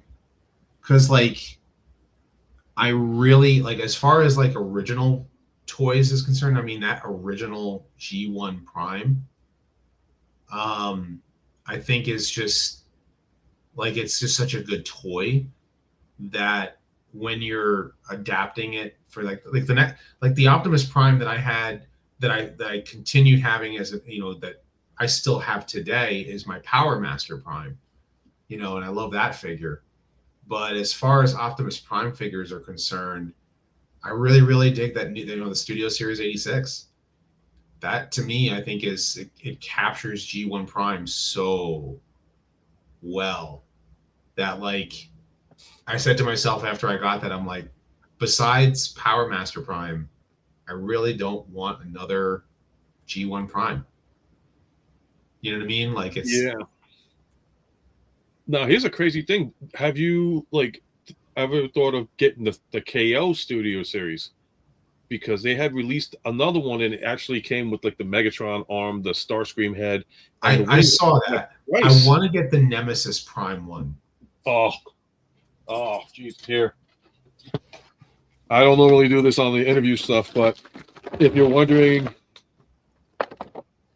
if it's worth buying, the answer is, I'll be honestly, minus the Decepticon logos on it, but if that convinces you to get it, and I think I got this off of Amazon. Yeah, I want to get it. I want to get the Nemesis Prime, knockoff. They got him for 86. And then the other thing, if I had to say another Optimus Prime toy, you're talking Optimus. What was your first Optimus? You said Power Man. G1 Prime. But it broke, and then I got it replaced with Power Master Prime. Let's see if anybody else has got some other stuff here. It was bring up some other comments. The only thing that must be the internet. That's weird. Oh no! This comment, he's like, he does a lot of restarts when he starts filming new videos. Oh like, yeah. Like the comments. If I were to show you my cuts on my videos,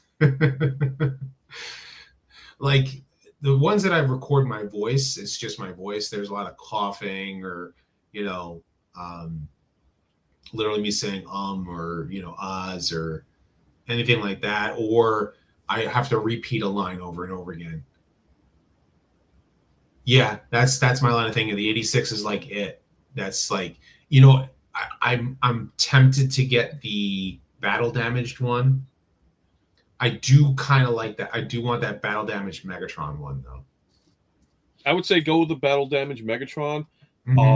But the one Optimus Prime that I just mentioned, the KO, does come with a lot more stuff. And one of the pieces is, I have it behind me, but it's in the box still.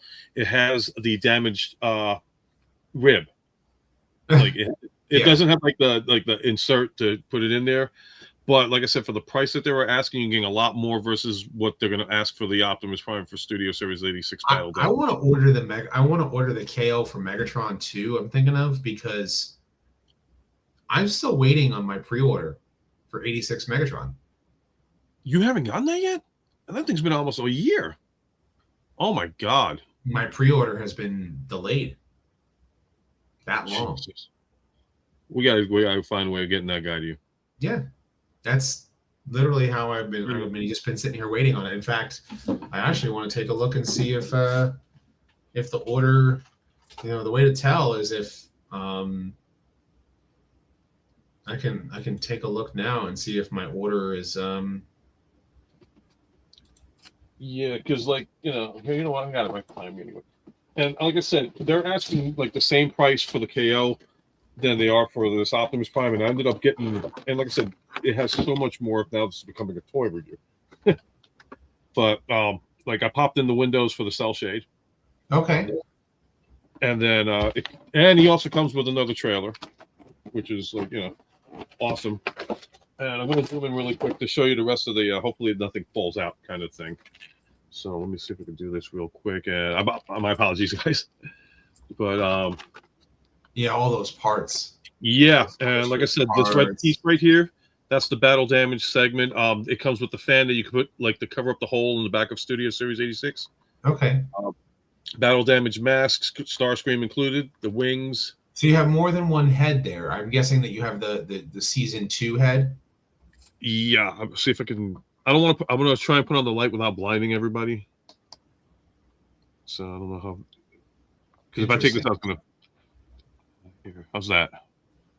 Cool. Yeah, you can pull it back now. It's okay. Thanks.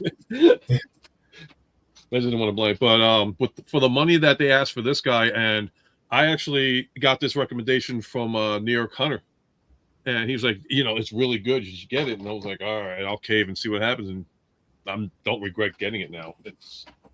And for the money that they asked, you're getting all this stuff, and plus, like I said, the battle damage head and the rib. I think that would be probably the best way to go if you already got Studio Series 86 to regular. Yeah. I mean, I have the 86, Prime, and I'm like, I want the Nemesis one. That's really the one that I want. Like, it's like the other stuff is nice, but I think I'd rather just go with the knockoff Nemesis for the purpose of it being Nemesis Prime. Because think about it, it is a knockoff. It's already like, you know what I mean? Like, it's already. Yeah. I'll tell you, the tolerances, like compared to the regular one, the tolerances on the Nemesis is a lot tighter. So you'll have a little bit of a fight for it. And if you, like I said, the KO 1 came with a trailer, so I'm debating on painting that trailer for Nemesis Prime and slapping a Decepticon symbol on that one because that actually might not be a bad idea then. Because it's like, I also got the ABS casting for a different head for Cup. Yep. And I also got the head for Sandstorm because I didn't have any prop QC issues with my Sandstorm figure, the Legacy Sandstorm figure. So I just, the head itself was the toy mask. So I was like, I kind of want the cartoon head. And so I ordered the head as well for that. And I'm thinking about doing the same for some of the Transformers too. Is like these guys are making better heads than Hasbro is. Yes. So who the heck did I because we're speaking of Cup. Like somebody sent me, I want to say Rico Red Star. Okay. I think it was Rico that might have sent. He did another version of Cup's head, and he had like a cigar on the side of the mouth, and it looks a lot like really cool. In fact, here,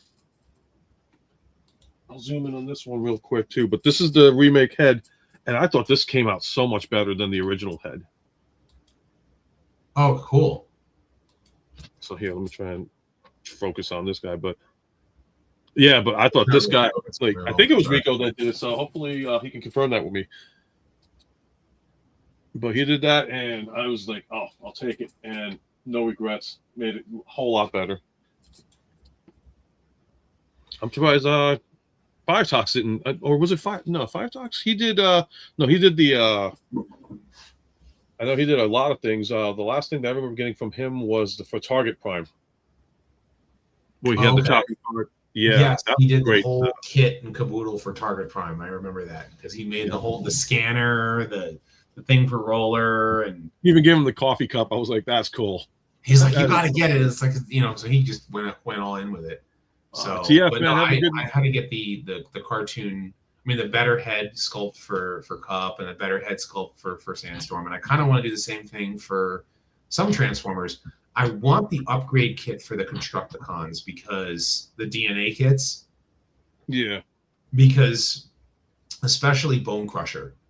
Bone Crusher is those stumpy little arms. That's like one of the big things that I didn't care for with him. So it's kind of crazy how much we have to go through upgrade kits for these toys to make them look as good as they need to look. Yeah. Yeah. And it's really bothersome.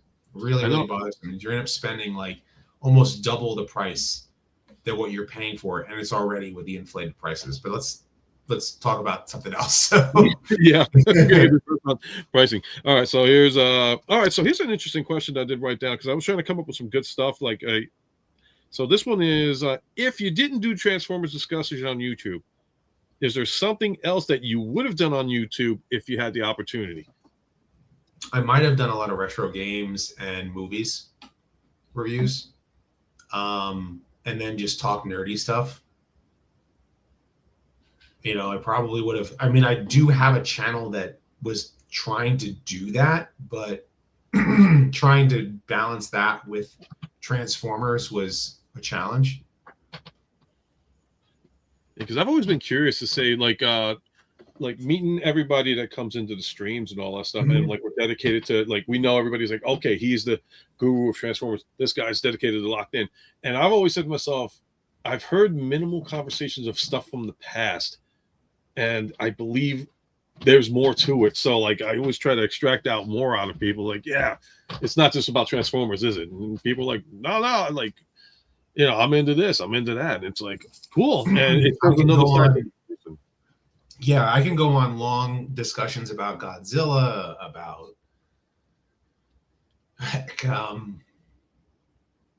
Power Rangers. I mean, I'm not a hardcore Power Rangers fan. I'm just, I kind of like, I liked Power Rangers. The Saban era. What's right? That? The Saban era? Early Saban era, yeah.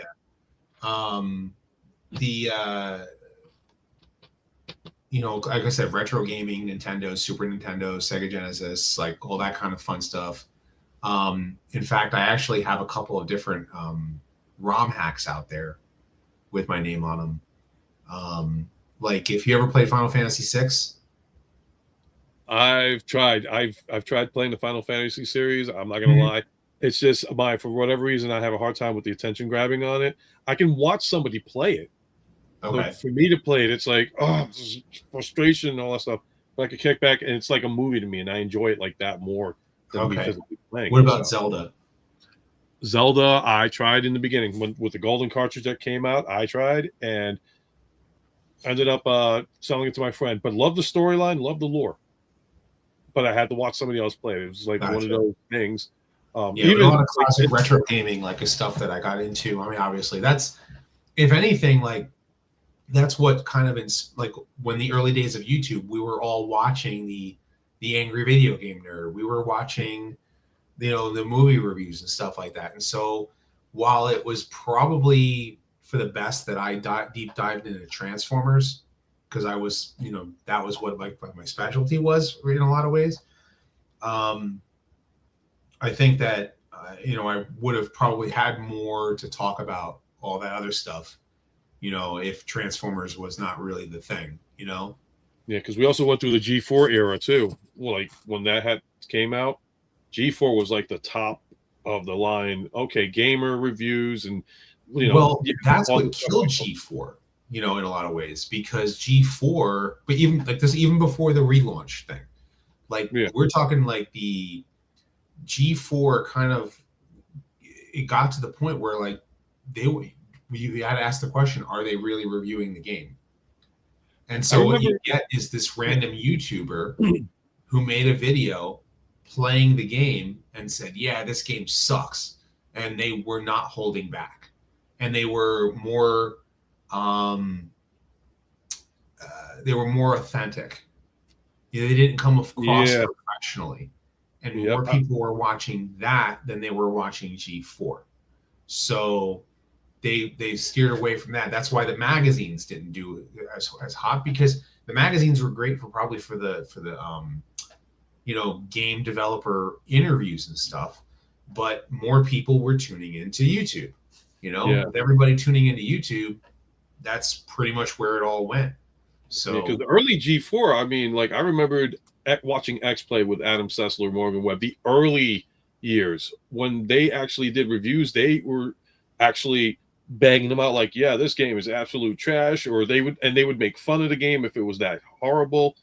I mean, I still remember Dynasty Warriors, I forgot which number, and all they kept doing was like recycling I am Cal P. And Sessler's like, wait, what did you just say? I am Cal P. I'm like, okay, you just, out of everything in the game to talk about, you talk about the guy's name being Cal P. And just kept rolling with it. And then they had the brutal reviews and all that stuff. But they were at the time in the beginning honest, and then corporate G4 took over, and that's when I guess everything started going, because you had games like Arena, Cheat, all these like other segments that were like phenomenal.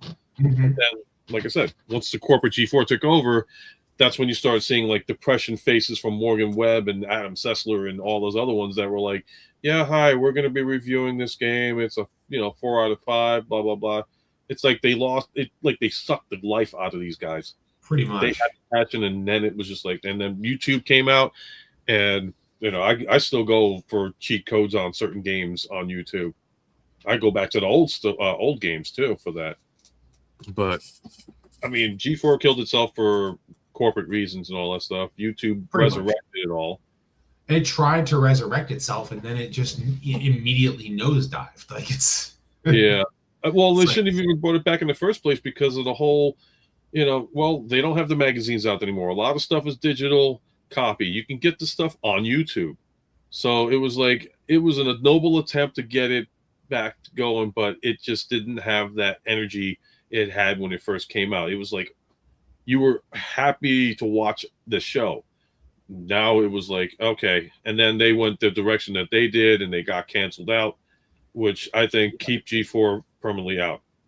I mean, it's pretty much kind of the reason why, people, I mean, I would even say in a lot of ways, like the toy review is kind of like that way now with toy reviews. It's like, if you have so many people making toy reviews, it really, you're going to tune into the toy review for the reviewer that you like.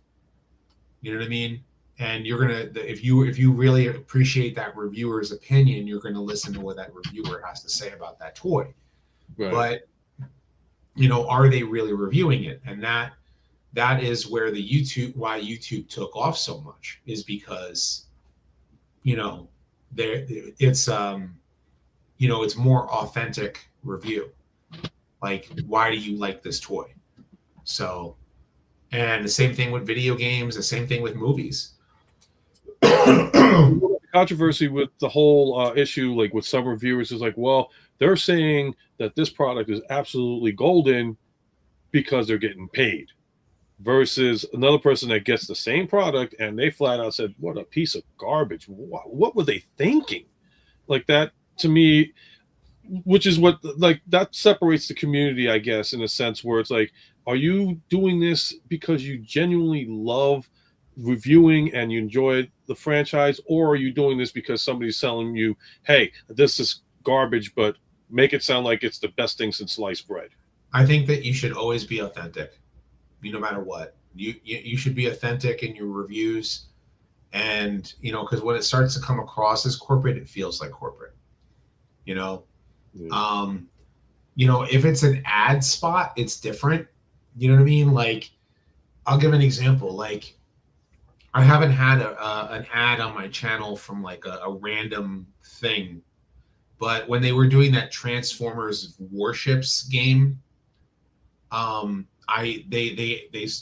was a sponsor for a couple of episodes, so I did a spot for that, Warship game, but It's an ad.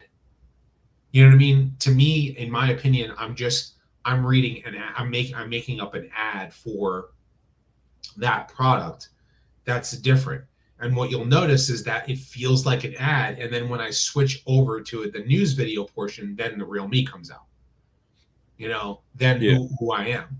Because I'm not giving you my opinion about whether I like, because I'm never going to review something that I'm paid for to give a positive review.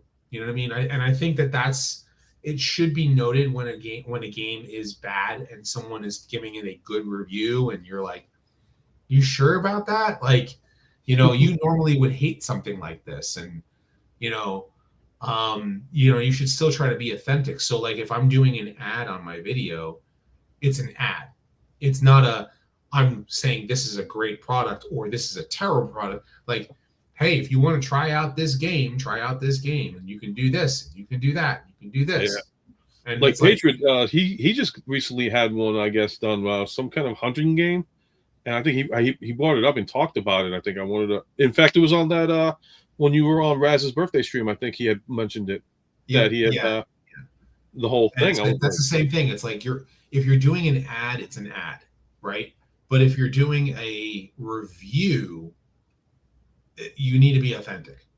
If you're trying to make a game, if you're trying to talk about, like, let's say, if you gave me a review copy and I hate the game, I'm not going to tell you that the game is good because they gave me a review copy. I'm going to give you an authentic review, and I think that if anybody gives a bad, if anyone gives a bad review, I mean, if anybody gives a positive review, but they really hated the game, I think it hurts their reputation, And so I think being authentic is the most important thing that you can do if you're going to be making,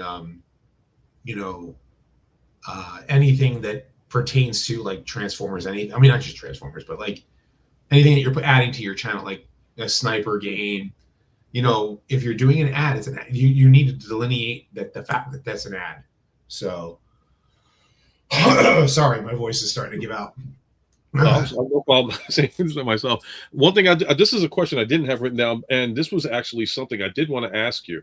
Have you ever had instances where people advertised you without your okay? An example, I just reached out to Raz.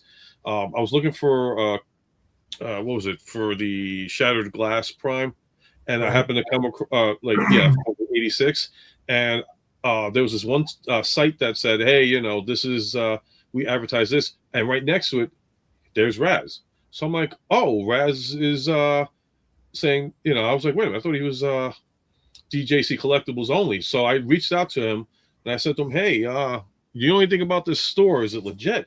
And he reached out, I was like, I have no idea whatsoever on this thing. So he, he spread out to the community like, hey, listen, if you see this store and you see my video next to it, I have no idea who these people are, buy at your own risk kind of thing. Have you ever had that problem too, where people advertise you without your knowledge? I have not been made aware of it. I'm not made aware of it. The only thing that I can, like, if I'm on one of your guys' shows, like if I'm on this or Patriot or stuff like that, and they put me on the thumbnail because I'm going to be on their live stream. You know what I mean? That was something that I will say was a surreal moment. Again, also TFCon in Orlando, the last one that we went to, me, Patriot, and all those people, we were all on this big giant live stream or whatever. So it was all of our faces. One guy took a screenshot of it, and his kid went around to all of us. Yep. And you know who that is? In fact, he was in the chat. Brick Builder Prime. In fact, that was his kid. Yeah. That was he's in the chat, I think so. I will never, ever, ever forget that, nor will I ever be thankful, you know what I mean, for fans that are like that. It was like, this is surreal, man. That was surreal. But yeah, no, I have no idea. Like, I don't know about like any advertisement thing that my name's been attached to. And if it is, and if someone reached out to me, hey, were you a part of this? Like, I would be honest. You know what I mean? Like, I have no idea, or I do, or, Yeah, because the last thing I want to see anybody happen is like, oh, this guy was featured on this website and everything else, and they happen to be a scam. It's like, whoa! I don't want to see anybody's name getting tarnished because somebody's saying, "Hey, I know so and so, and they're did a review on a product that I sold them," and it's like, no, you didn't. He just did a review, and that's it. They just try to link it. So, definitely, I keep out like an eye out for anybody, and I question that, especially when the price is way too comfortably good. Yeah, no, I don't remember attaching my name to anything that's specific. The only thing that I need to do a review for, and I have not, and that I have the entirety of the sets for, is that Agora Models Optimus Prime. Mm-hmm. But that's because it's going to be time consuming to put that thing together. That's because it's supposed to be a 3-foot tall Optimus Prime with an electronic mouth moving up and down, talking Peter Cullen. Is the missus going to be okay with that? Because they already got a divorce class Metroplex. I have I have all the parts in boxes. So it has yeah, it's like, and it's die cast metal and everything. Nice. And unfortunately I need time to build it. So, and that's the which part. is not something I have much of at the current moment. Yeah, timing is always the big factor of everything. So for sure. All right. So this is second to last question, and this is from my buddy Ghost Max that lives in New York as well, and he asked, as well as I will, since you were from New York and New Jersey, best pizza and pineapple bacon, yes or no? Okay. If it's pineapple and bacon, then it doesn't feel right on the pizza because the pineapple takes, you taste more of the pineapple than you do the rest of the pizza. And the same thing with bacon. Okay. Not to say that it tastes bad, but like it's like it doesn't feel right, especially if it's a slice in New York. Now, for me, best pizza is in New York or New Jersey. But where? Find your best hole in the wall. You've been you've at least been to Ray's Pizzeria, right? Yeah. Okay. Because the thing about pizzerias is that like there's places the places that are still good in the city that you can go to. I'm sure that they would, you can argue which ones are really good. The problem that with pizzerias in general is that like you could find like the Three Brothers Pizza in Manhattan, 2 blocks south of Port Authority. Right when you get off, you just walk, 2 blocks south, and it was like $3 for 2 slices and a can of soda. Yeah. And it's like the best cheap pizza that you don't even have a place to sit down. It was like one of those conveyor belt places. So you walk in, you get your little piece of the paper plates that they give you. You can literally eat it while walking, or they have a little stand that you can kind of put the pizza on so you can not drop it on the ground. Yeah. But then you go to the places down in the Village, or if you go into Brooklyn, or you go to like other places, you can find really good pizzerias. I have not found as good of pizza in Queens, but I will say that one place in Queens has one of the best slices of cheesecake I ever ate. But yeah, no, like then there's good pizza places in New Jersey as well. Because a lot of people from the city are in New Jersey. Make just as good pizza. It's just as I've come south, I miss it. That's one thing I miss. I can't say the best place for pizza. You know what I mean? Because I've had a lot of good pizza all over the city. Another good place, I don't know if they're still open. 2 blocks from the Javits Center. Is it Rocco's Pizza? Jeez, are they still there? I remember going to Rocco's back in 2013. Yeah, they were great. They were good. It was a really good pizza. It was just, you're walking uphill towards Fifth Avenue, right? Because like we stopped there and it was like this is great. And then like 2 blocks away from there was a terrible pizza place. Like it was, you know, whenever you find the cheaper pizza places, I end up finding out that they were a lot better. But the problem is, and I'm sure you come across this now in New York, is finding a good hot dog stand is probably really hard right now. Finding a good pizzeria is getting harder now because they try to like really hurt the pizzerias in the city.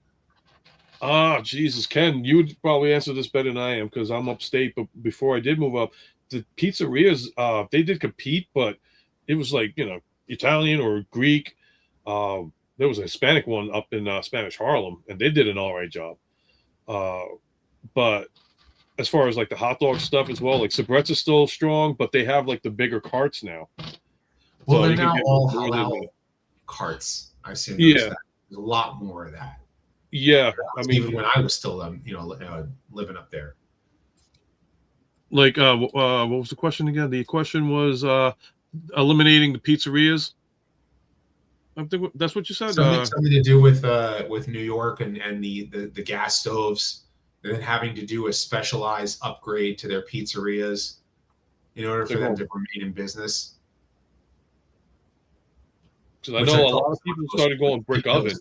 What's that? I know a lot of people in New York did start going brick oven for the different tastes, and it's good. Yeah. Like it started off back in, I think, I want to say, I mean, it's been around forever, but it started taking off like in the 90s, and then it just kept progressing upwards. And for sure, I love brick oven. Yeah, brick oven pizzas are great. Yeah, he's saying that they want to get rid of it in general, I guess. They want to get rid of gas ovens, which that's ridiculous. Gas ovens, like now down here, it's kind of hard to get natural gas down here, but gas stoves make great, like there's certain foods taste better on a gas stove. Mm-hmm. You just do. Don't know why, but they do. Yeah, they got rid of Nathan's finally closed down, right? In Coney Island. All of Nathan's? All of the Nathans and Coney Island gone. I've heard that. I was like, get out of here. Because like I know the malls had like the Nathan's hot dog stands and all stuff, but you can, the original is always the best. And then they announced it's like, yeah, Nathan's is officially done. I'm like, they're doing like the corporate mass production via supermarkets, but as far as physical, and a lot of that has to do with a lot of the food comes from the same producers. Yeah. There's a company called Cisco that supplies all of the food for a lot of different restaurants. So they're not getting the freshest ingredients. So, yeah. Yeah, it's that's all a whole the stuff gone. But pizza places, like I still believe New York has the best pizza. New York, New Jersey has the best pizza. I have not found a pizza place that compares down here. When I get to Orlando for the con, I gotta see. You're gonna. There's other food places that are better, like for other types of food. There is a guy near me where I live, who actually is from Brooklyn, and so his recipe is a good pizzeria, and he does make really good Italian food. But his pizza's okay. Right. But I could tell that it would taste better if it was made in New York, because something to do with the water. Yeah. Some people are like, oh, it's the lead water that makes it taste better. Well, maybe it is. I don't know. It's the chlorination, which is funny because, like, everybody's like, New York City water is the best water. Where's it come from? Upstate New York. And what does upstate New York water come from? We have no idea. It's definitely we send New York City the good stuff, and we end up getting the bad chemically tasting well water that is up here. Yeah. So they're lucky on that part. So all right, let me ask you the final question. So we'll wrap this up, because thank you again for like being on for so long with us.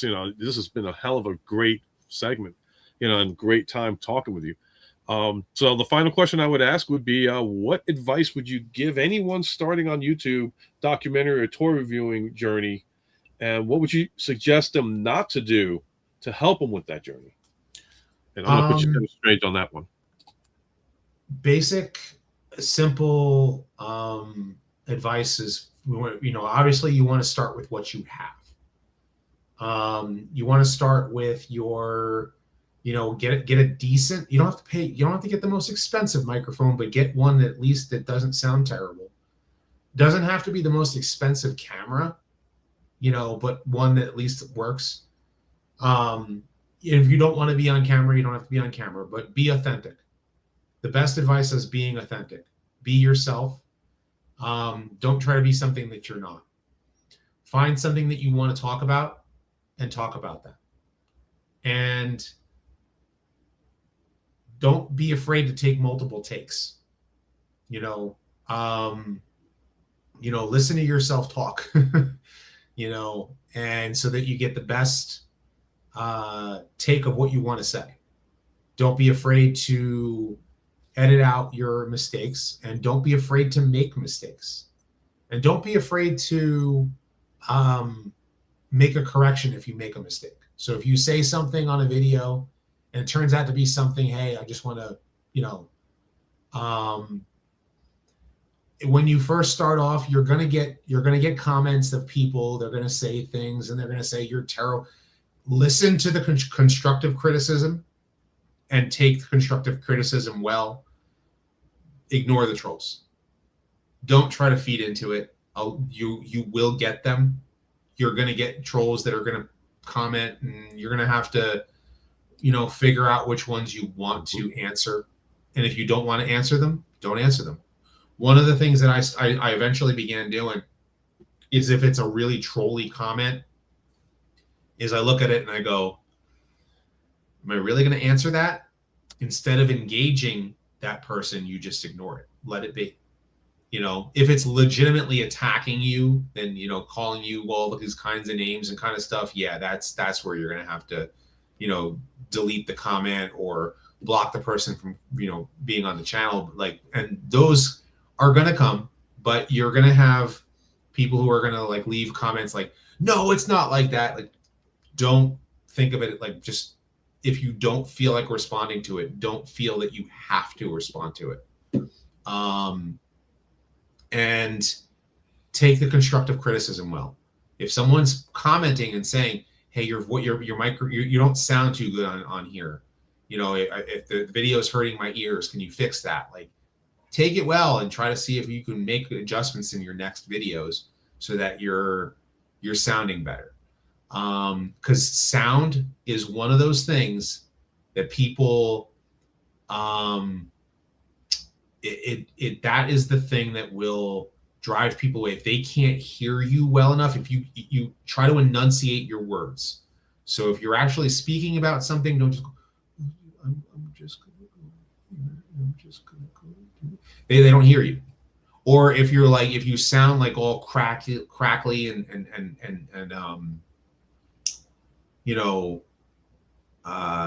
if you don't, if you're getting a lot of pops in your audio, you're going to want to try to figure out your levels and adjustments and stuff, whatever recording software that you're using, whether it's OBS or Audacity, Audacity for the audio, but if you're using OBS for both video and audio, then you're going to want to get your levels just right so that you're not popping, because I project my voice. So another thing is that you're just be yourself. That's the best advice I can give you. Find something that you want to talk about. If you're not passionate about it, it's going to come across that you're not passionate about it. If you don't like what you do, then don't force yourself to do it. That's the best advice I could give. So yeah, that is some deep, powerful advice, and I thank you for that. For sure, man. Like I said, you are one of the biggest inspirations in the community. A lot of these guys, including myself, thank you for doing this, because, back in the day, it's if anybody were to talk about what we talk about, we would be looked at as outcasts. You do it with pride and go forward, and it's hey, this is what I love. This is what I'm going to share. And there's people out there that want to, talk about it. I'm here.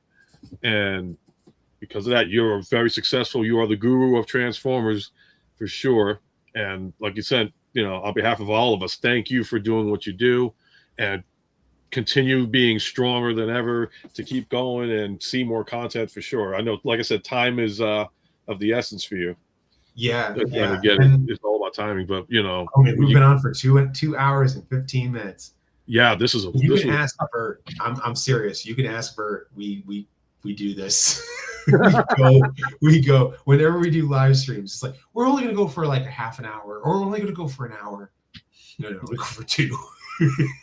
Me, I'm just like, whenever you want to call it quits, you let me know. And I was like, oh, it's 2 hours. Okay, we're having a great time for sure.